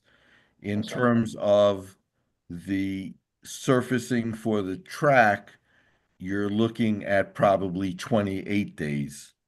So the terminology of the asphalt curing is is not exactly, it's more the time period that the surfacing company requires for off-gassing or whatever activities are, part of the asphalt paving that they want out of the way before they put down the surfacing. Because I'm guessing that the tennis court surface is going to allow some air back and forth, where the coating for the track is a heavier rubber kind of material, which will probably seal the asphalt, and that's why the curing time, or the delay from when it's installed to when it can be topped, is a longer time period. Right. And then based on your experience, how common is it in this area, when winter sets in here, for there to be defects if the asphalt process is done properly? Right? Just based on experience, I know we can't quote you as an exact number, but is No, it no, a no. high It's likelihood? fine. If you're going to put asphalt down on a solid base, the same way, it's very similar to a sidewalk. If you have a properly installed sub-base material, which I would expect from DeRosa, they have a long history of doing these things, that your chances of heaval or anything like that is going to be very minimal. Only because you're going to have a sub-base, which will allow the water not to reach the level of the of the asphalt. Right, all right, so in this case, correct me if I'm wrong. And considering the typical weather that we've had lately, and I'm not going to get into Yeah. climate change or anything like that, but we've had, considerably more mild winters than when I was a child. And so it's changed considerably in terms of the New York area. You're not going to have the, 3 weeks of -2 degrees. Right, excellent. Last question. Is there anything we can do as mitigating measures once the asphalt is put down to address any concerns? Like you said, the company is very good, it has history, so we shouldn't expect any problems come the spring.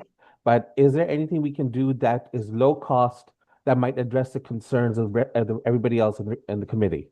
If you Over. put anything onto you need a time period also for any kind of sealing of asphalt, but then the question comes down to whether sealing the asphalt would be acceptable to the track surface company, because they want a certain amount of adhesion between the products so that it's not peeling up, it's not bubbling up or anything like that. So, you have to play a number of factors into the situation.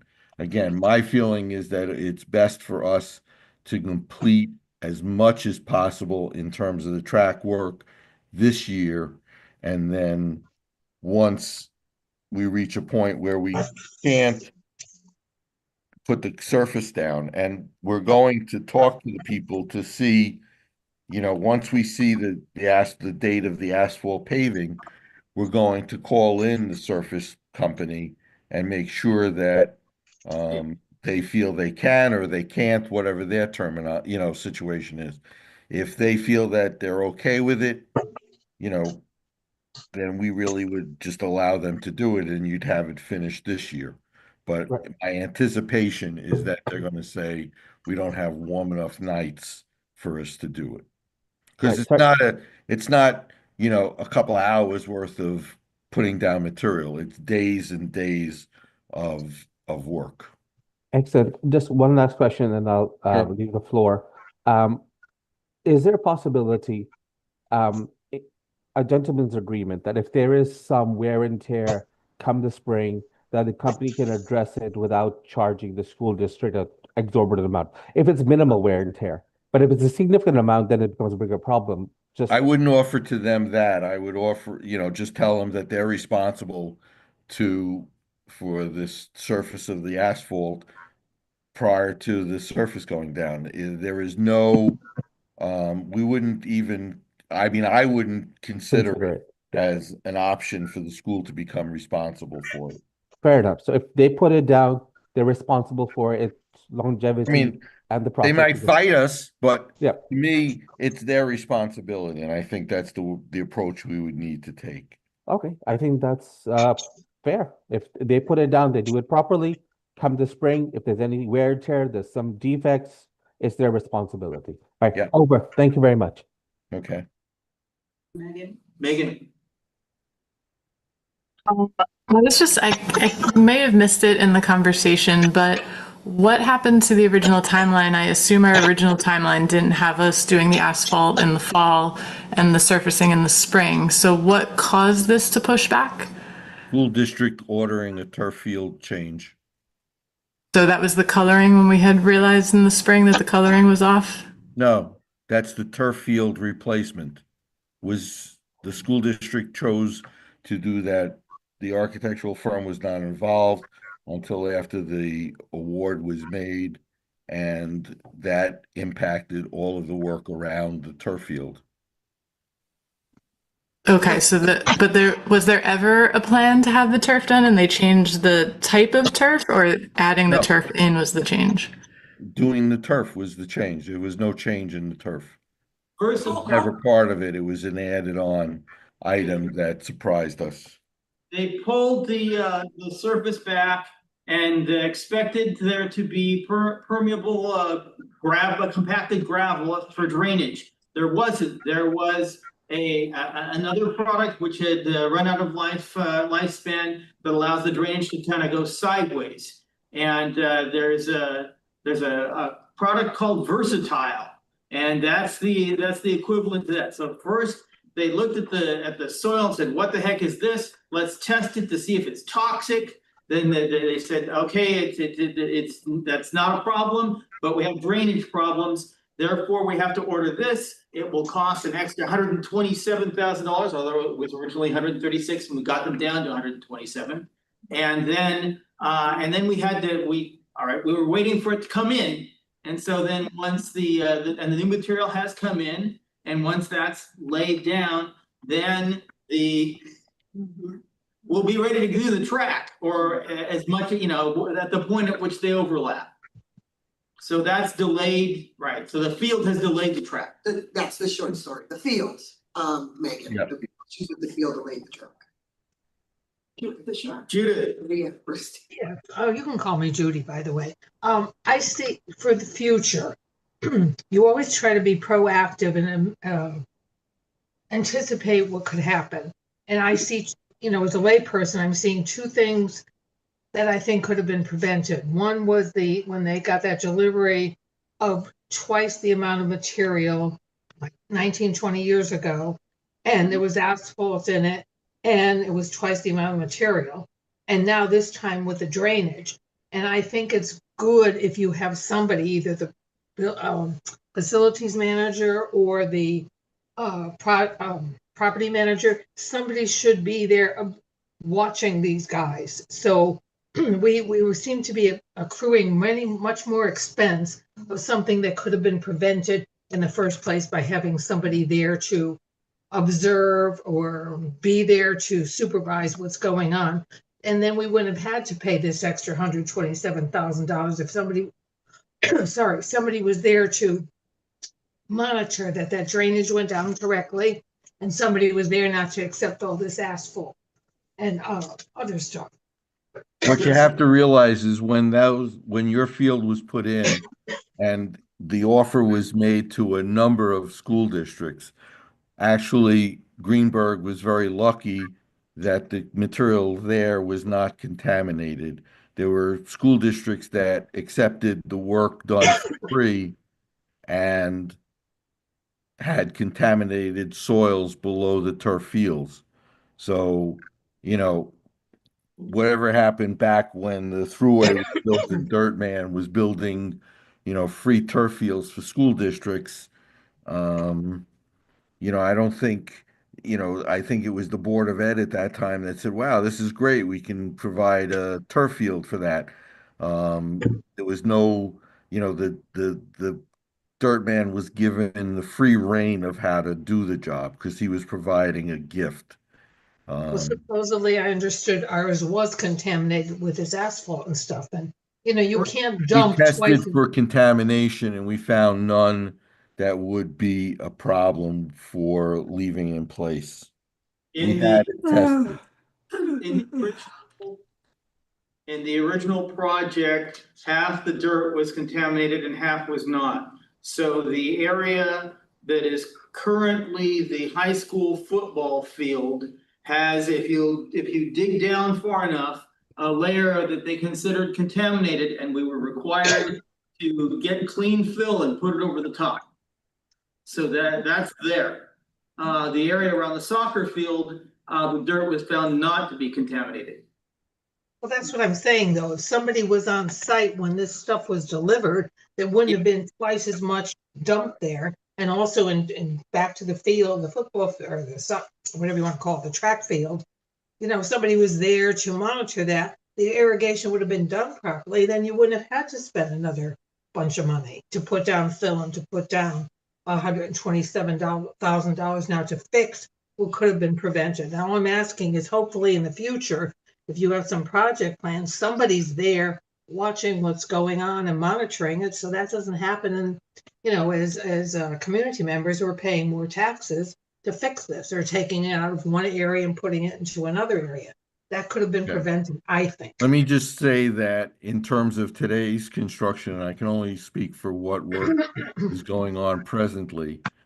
First off, Dennis is tightly involved in all of the work. He's knowledgeable about all of the projects going on. For any area where we're dealing with asbestos or any kind of contamination, we bring in a asbestos consultant, a monitor that watches the work to make sure that there's no impact after the work is completed. In terms of the earthwork and anything that goes on like that, we have situations depending upon the way that the work is being done. We'll either proof roll the area to make sure that it's compacted properly, and we'll have an independent lab come in and check that. At the same time, you have Savin on the job well, they're not involved in the turf field, but they're involved in the track and tennis. So they're keeping an eye on what materials are coming into the project. Also, all materials coming in go through a submittal process through the architectural office, and we inspect it, and it has to meet certain standards. So it's not just come as you come, sign a situation, whatever the contractor wants to provide.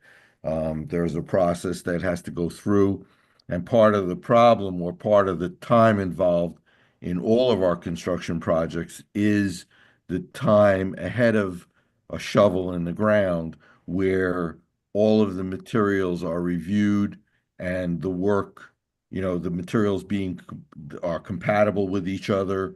I mean, we have situations where when you're pouring a concrete slab floor, and you have to use certain types of sealers because the manufacturers of the tiles and flooring, their glues either are compatible with or non-compatible with, sealers. So we go through all of those processes. So it's not the same Wild West that it was, 20 or 30 years ago. So when they did that irrigation, then that you're saying that was further back in time? Yeah, it And was the done when the irrigation and the throughway track- was done. The materials came off where the throughway was being built, is basically where that. So all when that the material irrigation came. was put in. All right, so I Well, guess what I'm saying, perfect. please, when you're going forward with these other things, that all these people are in place so that that doesn't happen again. You don't have to be borrowing or having a vote on 127,000. That's a heck of a lot of money. That's all I'm Yes, but asking. I also have to tell you that there are some times that you just can't foresee what That's true. concealed conditions are. We're magicians to a certain extent, but we can't see into the ground and we can't see through walls. So sometimes the information that we're given is not 100% correct, and that's why we have left allowances in our work so that it can. And the problem here is that even our allowances, and I apologize for complaining, but our allowances need to be approved by the Board of Ed. Typically, once there's an allowance in a contract, either the superintendent of schools or the business manager is allowed to approve change orders to a certain amount, and it allows the work to continue more smoothly. We, in terms of like even the tennis courts, and it was done, we were lucky. The Board of Ed, I believe, had a special meeting, correct me if I'm wrong, Dennis, but it probably only took 2 weeks until we got approval for taking down the trees and moving forward. So, we try to overcome the situation. With my experience in general construction, like with the work on Pat Capone Boulevard, a road, I'm trying to anticipate things, and I believe that Nancy and Dean, are there to keep things moving smoothly for the school district. They're there as your representative, and as well as we are, but they're on a daily basis. So. Okay, I have a question then. Dean, what projects have you been involved in? Or you mean in the past? Here. I'm just coming on right now. So I'm involved this in is the tennis all court. first time for you. Yeah, But there was somebody here. There was Tom Haberson. yeah, that was my predecessor. Yeah. And he was on since the beginning for Sabbath on a daily basis. Katie? Yes, first question, how long does the versatile, how long is that supposed to last? I'm told the life of the turf field, you know, Right. 15 or whenever the. Yeah, I think it's about 15 years. I don't know, 12 to 15 years. Okay, and I mean, was anyone really surprised about the drainage problem? Because in that homecoming and it's pouring and whatever, all of that, where you park and everything is a mushy mess. So I I'm feel- sorry, I don't understand what you're asking. I apologize. Well, I didn't ask a question, a rhetorical question about whether we were surprised. Like, I'm not surprised that there was a drainage problem under that football field, because I would step in mud to go to games after I parked my car. So, I'm a little, like, was that not noticed beforehand? Typically on the field, and we had asked, Mr. McCoy that I've been out there for several, 2 or 3, 4 inch, 5 inch rains. And the one section of the field would collect a bit of water and it'd be gone in a couple of hours. So the field Yeah, the field would was be much okay, better but shape than driving the it- roadway down below, Right. yeah. Versatile will not help the ground That's surrounding, you're still gonna be walking through mud. You're still gonna be walking You're through the. also, you're going to have drainage built in along the edge of the track, so you're going to have a different situation than what you had before. But keep in mind that, and I'm not looking to point fingers at anybody in the school district, but BBS was not aware that you were going to do the turf replacement, that the turf replacement had been ordered until it was a done deal. And then we were told that the turf field was going to be replaced. So we got involved in it on our CA situation. And it was a small contract for, keeping an eye on things. And even with that, my office did a review of the products going in from Land Tech. We reviewed the concrete, we reviewed the materials of the turf field, how it was going in, what was going on. So even after the fact, we got involved in making, in ensuring that the school was getting their money's worth for the turf. Mr. Right, Gordon, so- wasn't BBS at all of the, every meeting I'm at, you have them at the facilities committee meetings, Yes, but- so they're aware. I was unfinished. Oh, well, I just wanted to clarify, because he said BBS was not aware that this was happening. Well, no, because I wanna say, and I wanted to review what we all remember or not, because I think it was a meeting I was on Zoom, but I remember when the idea of, oh, if we're doing the track, wouldn't it make sense to replace the outlived turf? And I remember Mr. McCoy, and it all was pretty quick. Now he's saying the timeline, like something was ordered and whatever. And in June, the project status report, BBS put in what they were specifically responsible for, and that design of the field, accuracy of layout, suitability of the sub base was excluded from them. And so I'm just, for the sake of transparency, wondering how did they know to identify those things? Was that already a problem that you pulled back the turf? No, the turf was ordered and in the process of going, and then the school district asked us to provide construction administration services, and that's what we based it on. We had no design involvement in the process. I understand that. That's what I'm trying to get from the people here in this room. What was the process? Did Mr. McCoy come up to you? Was it Mr. Smith? How did that get inserted? It got inserted at the And board. how did it get decided that BBS wasn't gonna have anything to do with that it was gonna be a separate thing, where we just had to do a purchase order? So I believe it was Anyone remember? proposed at a board meeting with the other project for the stage.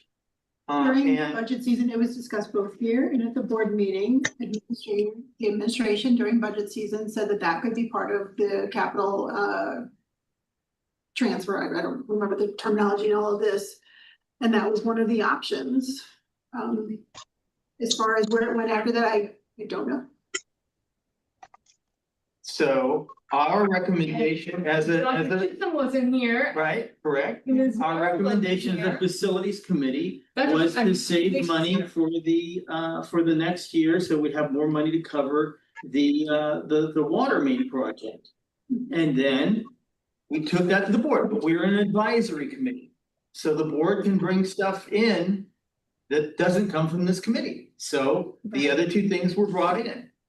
The board is. And So what was that the means- decision, why did we change, you know, I've been on this committee, we always have BBS doing all this stuff. So what was the part about this land tech? That they weren't, Involved in. yeah, So the board said, here's what we're gonna do for our budget. We're having a budget cycle, right? We're doing discussions as the budget vote is approaching. Right? And the board voted that we would go ahead and spend money on the turf field. That's not what she said, why wasn't BBS involved in the turf project? Had nothing to do with the board voting on. So normally they see the project coming as it's coming through this committee, because they come to this meeting every month. okay, so it went. Around them, nobody, like, it got approved by the board, Yes. by the Board of Ed. And then I came back in the meeting, in the following meeting, and said, look, here's what the board approved. As opposed to, we recommended this. We approved the funding, We but approved she's the funding. asking, Why did you approve the land tech, the turf? Why did you approve that without involving BBS, who has done all the other projects? yeah, I don't think the question, well, you can ask whatever And- question you want, Katie, but I think the question more of is how the project get approved without BBS's involvement. That's more of a question. Because we approve of recommendations that come to us, we approve releasing the money to pay for those recommendations. I don't know, I don't know if Mr. Pugliese Maybe knows how many. because you're the only Yeah. one who's still here in the event, who was here in the. Typically, there was some concern about concussion protocol. The field was tested to see if somebody got hurt. It was shock tested and it passed. You know, even though that the field had outlived its life expectancy. I guess the padding that was under the drainage was enough to protect, you know, the sensors, you know, how they test the field. But what happened, it was, okay, we have this money here, we're gonna propose it where it happened quickly, you know, we're doing the track. It's a good idea to do the turf field at the same time. And at the same time, typically BBS would go out there, they would do boring, they would do testing before, but the process happened quickly because hey, you know what, we might be able to get this turf field in here at the same time we do the track. And we'll have it all, you know, ready, but there was, typically they would remove the field, see what's underneath, they would do boring, they would test for compaction. But it was a rush to try to, you know, get the transfer of funding in place to have all the project happen at once. That's the Reader's Digest version. So there was a time crush where you felt Absolutely. like, Correct. okay, we have work's getting done this summer and whatever. And it's, So who approved the purchase order and all of that? I mean, so if Is Mr. this the Mc- forum? Yes, It's. yes, it is the forum for the. I'm just saying. I think she has every right to ask. I do, I agree too, just. I'm trying to get a handle on it, Mhm. A, just because what have every right happened, to and B, because there was a snafu, and now we're in a little bit more of And all the a. kids are paying for it, because now.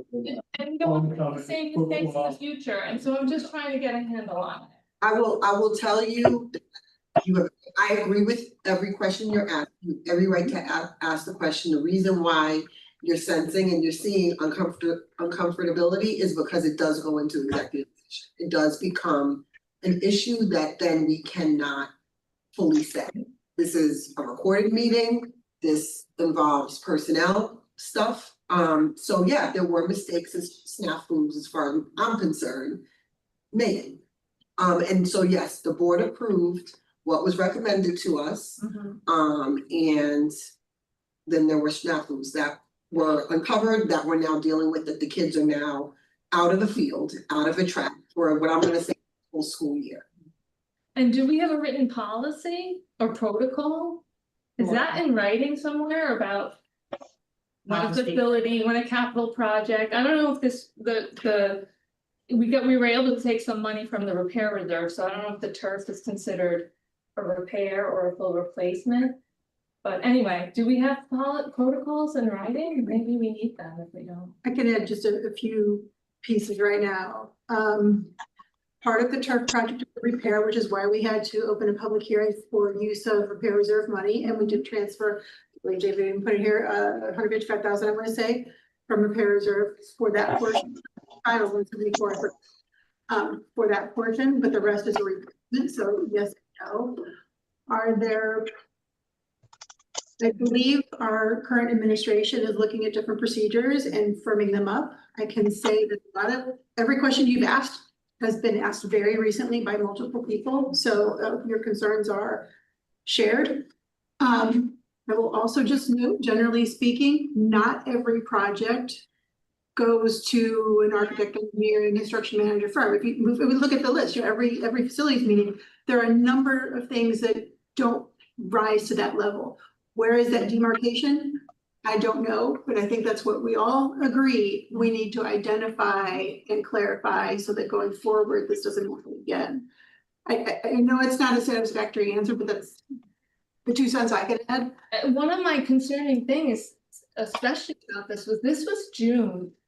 And DBS already knew that they were excluded from these very specific things that could become a problem.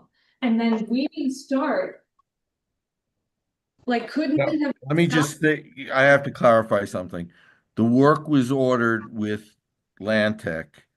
We were asked to provide construction field services, and we provided a proposal to the board for what work we could provide and control. And it was based on, I believe, I wasn't part of it, but in terms of, I'm sure they looked at the contract with Land Tech, and, there were things that we could control and things that we wouldn't be able to control.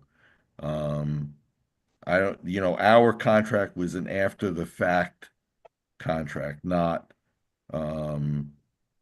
as the turf field contract purchase order was being issued. Understand. Yeah, Hi, so I share Katie's concerns where in the process this was done. I didn't attend the last few meetings, but from what I generally understand, the addition of the turf was added after the fact, not discussed in the committee. That's a concern for me, right? Pure and simple. Secondly, Land Tech's, I don't think anybody's spoken to a representative of Land Tech in the committee. So I would request, I understand you mentioned there was a personnel issue. You guys can't go into it, that's fine. But I would like, in the next meeting, an outline of how the process happened, barring confidential information, how Land Tech came on board, and what responsibilities Land Tech has, and what responsibilities BBS has, and who's taking care of contingencies and warranty issues, right? Don't know much about this project. We didn't discuss it. If the turf is not correct, not installed properly, there are concerns, who's responsible?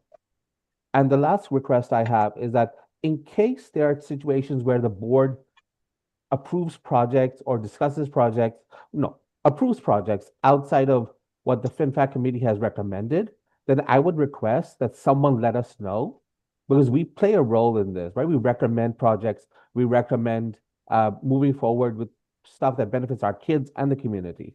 So if there are projects that are being done on the side, not implying any malfeasance, but it's just an issue of where we don't know what's going on, and that leads to concern, right? If there was more information that was forthcoming over the summer, we wouldn't have spent an hour and 20 minutes or 45 minutes discussing this project.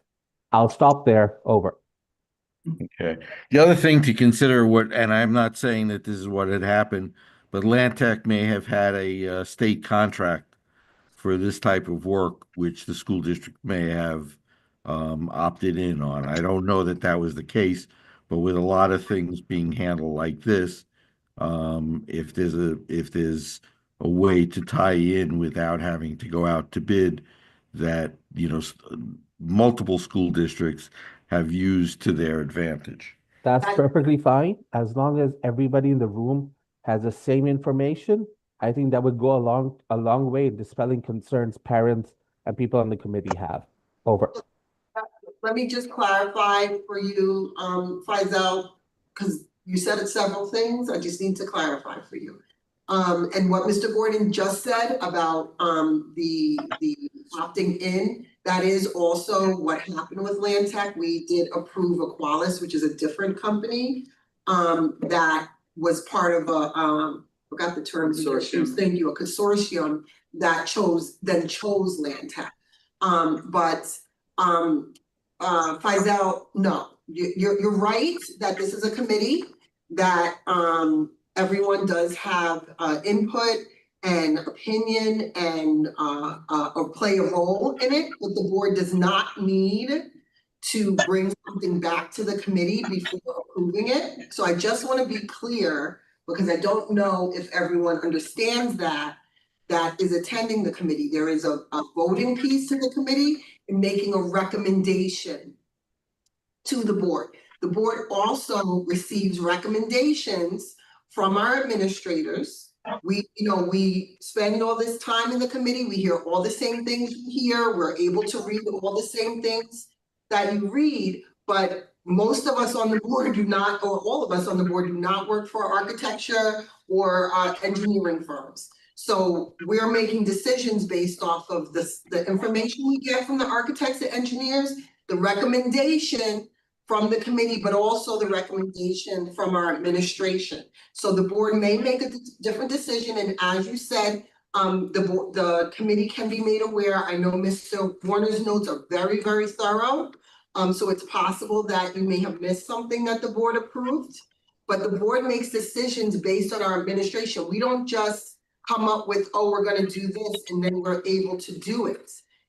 We get recommendations. No, So- I agree with that. What I'm trying to say is that if there's a recommendation from the administration, the people on the committee would benefit from knowing what the recommendation is. It's not an after the fact that if you approve it, you have to send it back, discuss it with us. I'm not saying that.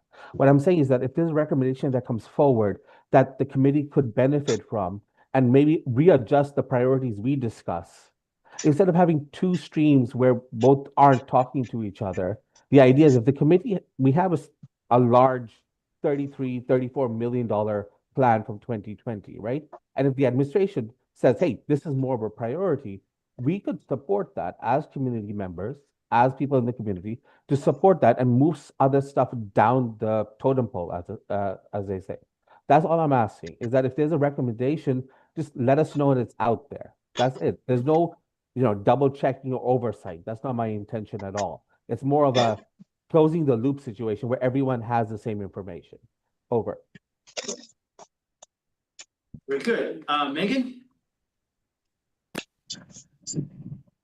Just want to voice the shared disappointment that I understand completely, and we have this gray area where you can decide to spend money and have a purchase order for a certain amount of money that is not determined at this point. But our committee has spent an incredible amount of time trying to fix the mistakes of our past. And we have learned over and over again that anytime we do something quickly in Greenburgh, it almost always ends poorly. So this is just another example of this coming to the front for us. We have had systems in place. I think the facilities committee has done an incredible job with the projects that we have going. I understand the desire to add this in because it seemed like the perfect place to put it. But because it did not go through the correct avenue, I think that's why we are running into problems with it. So I just want to share my disappointment with that, but I do understand that as a committee, we don't have final say. The board has the final say. And there is a gray area for the amount of money the district can spend on any given project without discussing with any outside sources. I'm gonna try to explain one final time. I don't know where the confusion lies. So between Megan Hack and Faisal Siddiqui, I don't know if you're hearing me correctly, or maybe I'm not saying this correctly. There was no rushing, in my opinion. I remember being at meetings, I know, Katie just said, and even in June, it was on the agenda that the turf field and the track were going to be done together. I remember we spent a ridiculous amount of time talking about the color of the track. I remember there was at least 2 meetings where they talked about the field and the track. There was no rushing. I don't want to put the thought out there that we all agreed to do one project, and then the board got in a board meeting and just said, oh, let's just do the other project, and then it was added on. That's not how this happened. So I don't know where that thought is coming from, that it was just rushed. I do recall someone saying, why wouldn't we do both at the same time? I do recall that wasn't in a board meeting. I believe that was here in the facilities committee meeting. In April. So that was in April. So I just want to be clear. I do not want that impression. That's all I need to clear up, that there is not I don't want there's an impression out there that the committee never actually discussed this. And then the board got in a board meeting and heard a couple of things and moved forward. That is not what happened. So I just want to be clear about that. That's exactly what happened. Okay, I'm in agreement with you, David, because Chris just said in April that came up. So then if it was this April, how could the board get in a meeting and just throw something quickly together? Did we have a full discussion or was it just mentioned? I don't remember a full discussion about the field, because I would have asked the question, when did the field expire as far as we were concerned? I mean, I don't know, maybe It passed the test. I remember. Therefore, we could put it off for another year. Therefore, we could have enough money to satisfy Julia Long's concern that we didn't have enough in our reserves to deal with She brought that up in the board from the meeting. water. But I recall being in this meeting and hearing a staff member, I don't remember who it was, but a staff member talked about the fields. Someone said, what's the life expectancy? Someone said 20 years, it's been way over that. I remember I had a response. Yes, I don't want to ignore Katie. I had a response. You may remember this, or whoever was in the meeting. I got very upset because I said, I have a senior next year. I started asking about homecoming. Y'all remember that? And y'all all, whoever was in agreement with it, said, oh, don't overreact. It'll be done by homecoming. I brought that up. Now we're in 2025. I have a senior this year and we're nowhere near going to be done by homecoming. So if you guys remember the homecoming conversation, you'll know it was a conversation. Yes, Katie. So I want to make the distinction, which is what I think Megan was saying. It's not that it was rushed.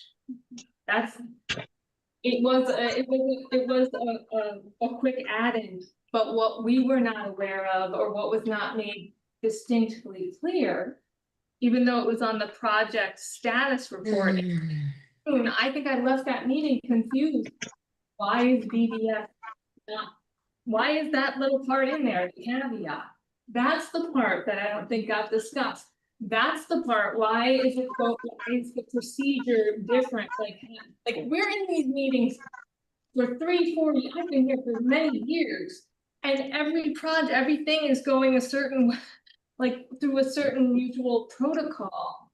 And that's what was different, Tracy. That's what was different. And that was, you're right. I agree. I remember you talking about. I think Megan, and you can correct me if I'm wrong, Megan, but the stuff that Mr. Pugliese said, where, oh, well, if BBS had been involved, like they usually come out, they take soil samples and do whatever, that prep work. That was never discussed, and that didn't happen. I didn't know where that wasn't discussed either. And it wasn't, and that's why I brought it up.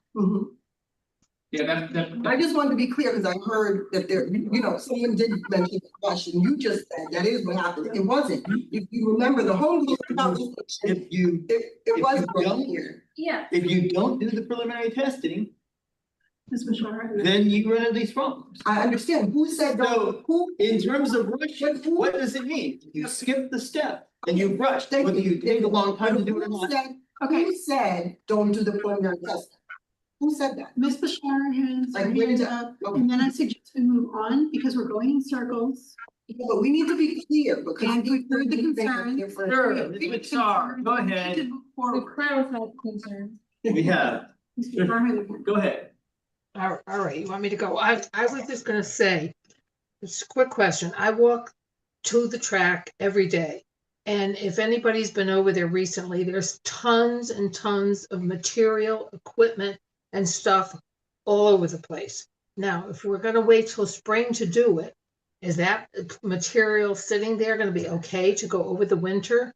Are animals gonna get into it? Are kids gonna get into it? The Or turf field is it will be gonna- installed.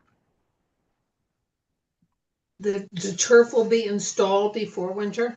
Yes, You've got as you know, a whole bunch of equipment over there, you don't wanna, and material, you don't wanna have it sitting there if it's not gonna winter the winter. I mean, it can sit out, but it is planned on going installed. They should be done, I would guess, by mid to the third week of October is what they anticipated, maybe a little bit later than that. All right, so that whole thing will be done then. It was just the track that is gonna wait over over the winter. Correct. Okay, all right, thank you. Mm-hmm. Can I continue on the review? No, there's other people that have. Mr. Siddiqui. Sorry. No, sorry. I know it's been a long 2.5 hours. I had one quick question, just for my knowledge. The tennis courts will be done before winter sets in, say November or December. The turf for the soccer or football field will be done. That'll be completed before winter sets in. The only thing in that vicinity of the high school that will be left would be the tracks themselves. The final work on that. What we're correct? pushing and what Savin is pushing for is all of the other work is done prior. Perfect. Thank you very much. Over. Mm-hmm. Okay, it's 8:52. Let's try and get through this report for this meeting. You're on roof replacement, Woodlands Middle High School. Woodlands roof replacement is probably 95% complete. Their metal order came in a little short. They're anticipating, and Dean, correct me if I'm wrong, but they're anticipating the metal delivery sometime next week, the 15th or about, and they will come back to finish up the metal trim edges and things like that, and the punch list work. They're also, once their work is done, they'll have a roofing manufacturer come in to go over and make sure that the roof work is properly done so that the school district gets the extended warranty that's required. The next project is EPC, and I believe that the gas was turned on at Jackson. Go ahead, Chris. I was looking at the roofs yesterday, the day before, I don't remember when, coincidentally, not intentionally, and I still see water in many areas, and every time I ask about it, we're told that to be, forget the terminology, but it's going to be, not even level, but that the drainage issue will be solved. When will that be solved? Because I didn't hear you mention that as There part is of. also a certain amount of water ponding that's allowed in any kind of flat roof. So I'm just not familiar with what area exactly, but it's been brought to the contractor's attention. It will be brought up to the manufacturer's attention. If the manufacturer is unwilling to provide the 20 or 25 year, and I forgot which is required on this project, but they have a edge to edge warranty, which will include everything. So, if they're unhappy with something, it will get fixed and will meet the requirements of the roofing system. So we need them to come out to sign off on a day that it's rained? Believe me, they have experience to see areas that are a problem, whether or not it's rained or not. That is their only job, and they have the experience and knowledge to avoid it. Their goal is to make sure that the roofing manufacturer has no responsibilities because all of the work is done so well that they don't have to do any work to cover their cost in the warranty. Okay. Highview Elementary. Sorry, Partial I'm gonna replace? go back. You said the delivery is expected September 15th. Similar question to what trustee Warner asked earlier, substantial completion date still says 8/22. Are we looking at the end of October? We're looking probably mid-October for that.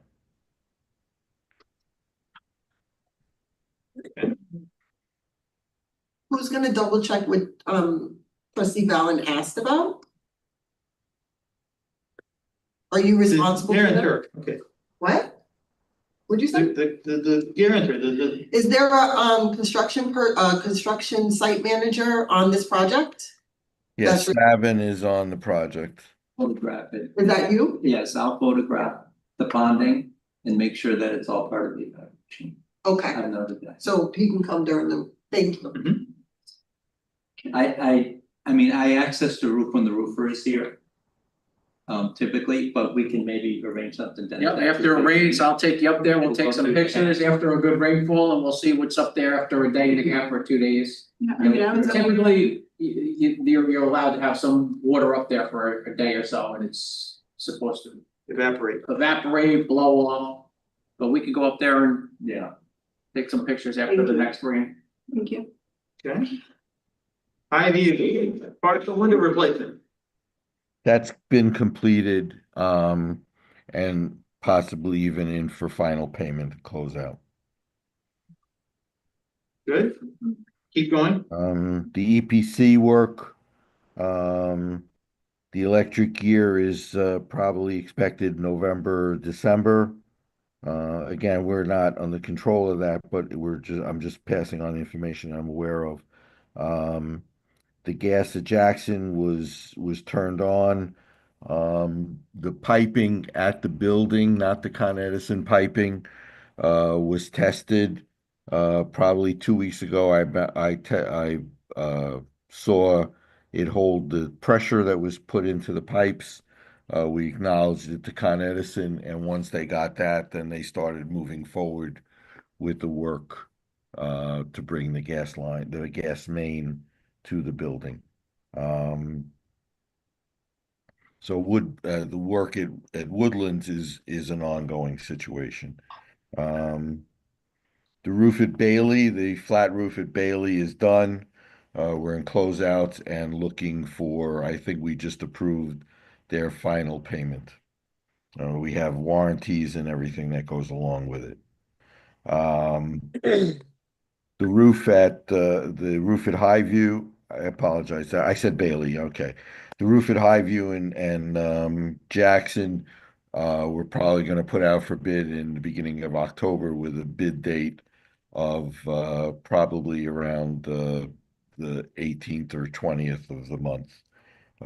We've been going back and forth with reviewing it with Savin, and I believe that we're going to Savin, which is their responsibility, is going to provide basically coordination drawings for how the work should be done and where staging areas can be done and how the work gets for staging and storage. Wait, we've got two questions and I'm not So sure. just to, Yeah, you go oh, ahead. sorry, I wasn't even looking, I didn't hear you say two. Bicycles also cool. Just as far as the bid process, so will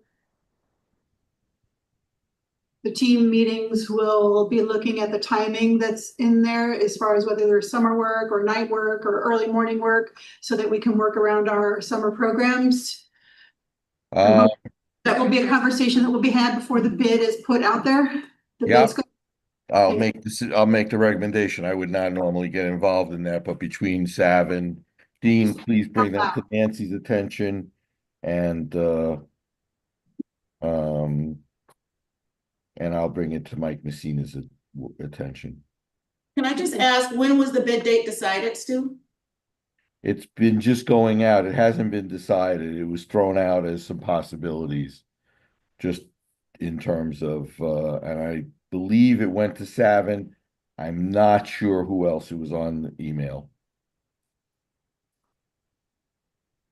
That, Stu, did you But have keep in mind that like even with with both Bailey and both the Bailey project at the shingles, the Bailey project at the flat roof, and also the small area of roof at Highview that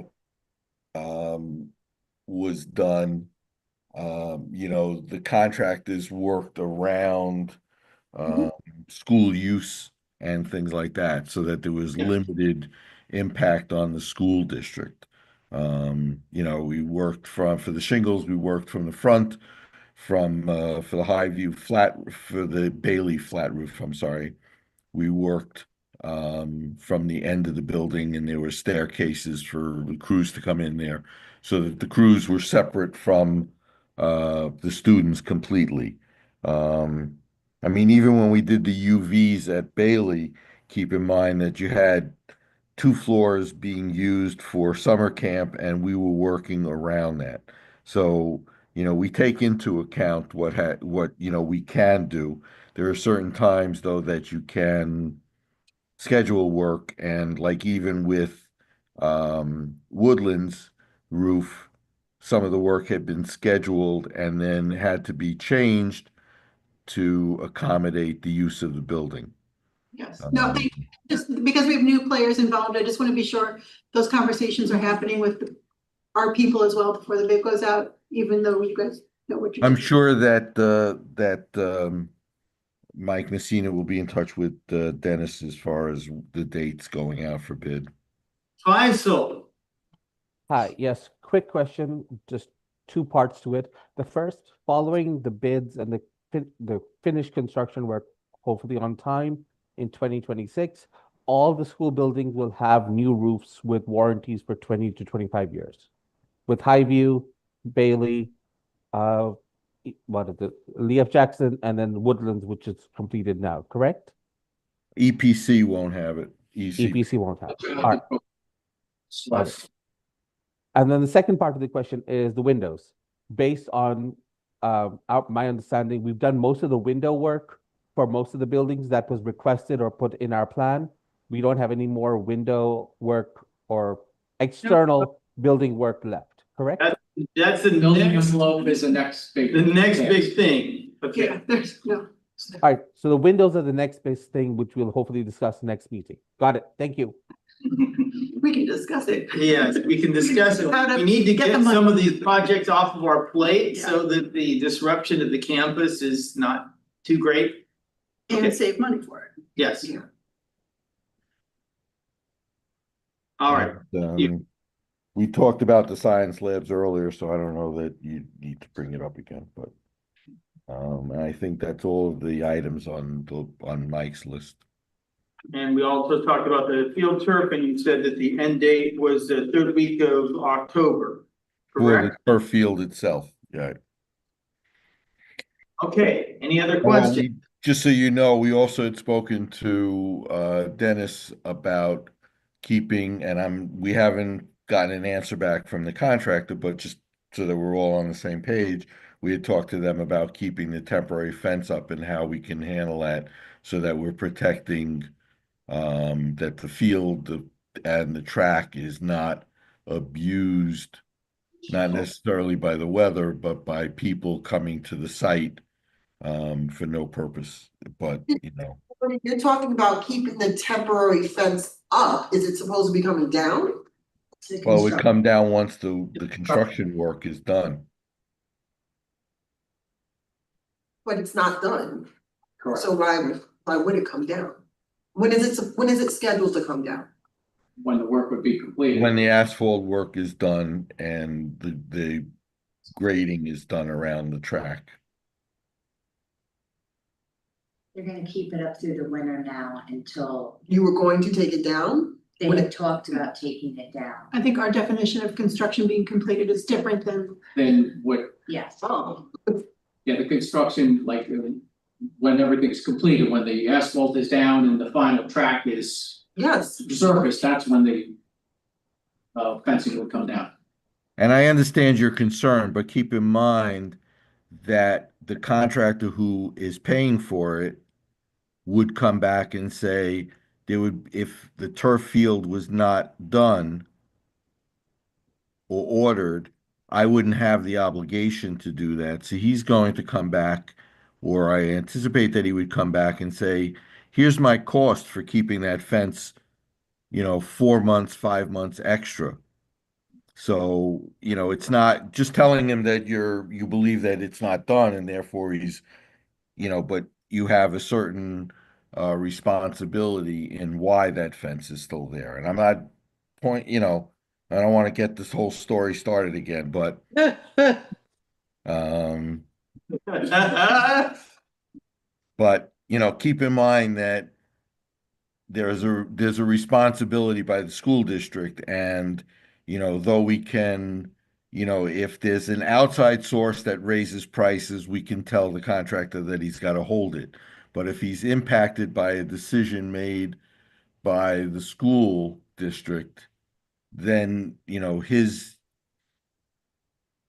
has the right to seek coverage of his extra costs. So still conversation Thursday, because I know the meeting for the track and field was canceled for today. Right. So Thursday, we can have this conversation and working with them, because at the end of the day, I mean, we don't want to avoid any warranties either with people from the community or otherwise accessing that space, but it's also a safety issue too. I think it's more of a safety issue for keeping it as opposed to, I mean, sooner or later, you're going to open up that gate and the community is going to have access to the field. Not until I'm sorry, when the track is not finished, you mean? She's saying when the asphalt goes down. When the asphalt goes down or when the track is done, you're going to leave people into that space. The question, I don't know if you've thought about it, but how do you control, damages there by people partying or doing whatever? I mean, I've heard stories, can't attest to them, but I've heard stories about where the area was abused over the years and damages come out. And so I'm not sure how to look at that, but at the same time, you can't make the contractor responsible for extra months of temporary fencing when he could have been done. And he's got enough experience that he knows when he's responsible for it, and he's going to know when he should be seeking to get repaid for it.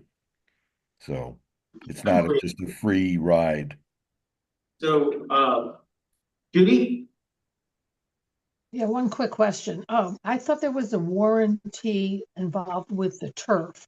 So if you lay down based on the irrigation, or maybe it was just the track, but if there's a warranty on the turf. I'm sure that there is a warranty on the so turf as well as a warranty on the track. All right, so if you put down this turf now before the irrigation is supposed to be done now before the turf goes down, I guess that's the question. The work under the field is being done now. Okay. And when the turf goes down, the irrigation under the turf area will be done. Okay, so that will then. When the track is done, there will be basically a track surround of a drainage which goes around the track, and that will allow for drainage to go to a manhole as opposed to just going out onto the adjacent ground. Okay. All right, thank you. Mm-hmm. Okay, it is now 9:10. I haven't done this before, but I would suggest that we table the balance of this meeting. Is there any concern that anyone has to bring up that's a hot issue that can't wait until next meeting? Okay, do I hear a motion to adjourn? So moved. Second. All in favor? Aye. All those opposed? We're adjourned. Thank you, everyone. Good night. Good night.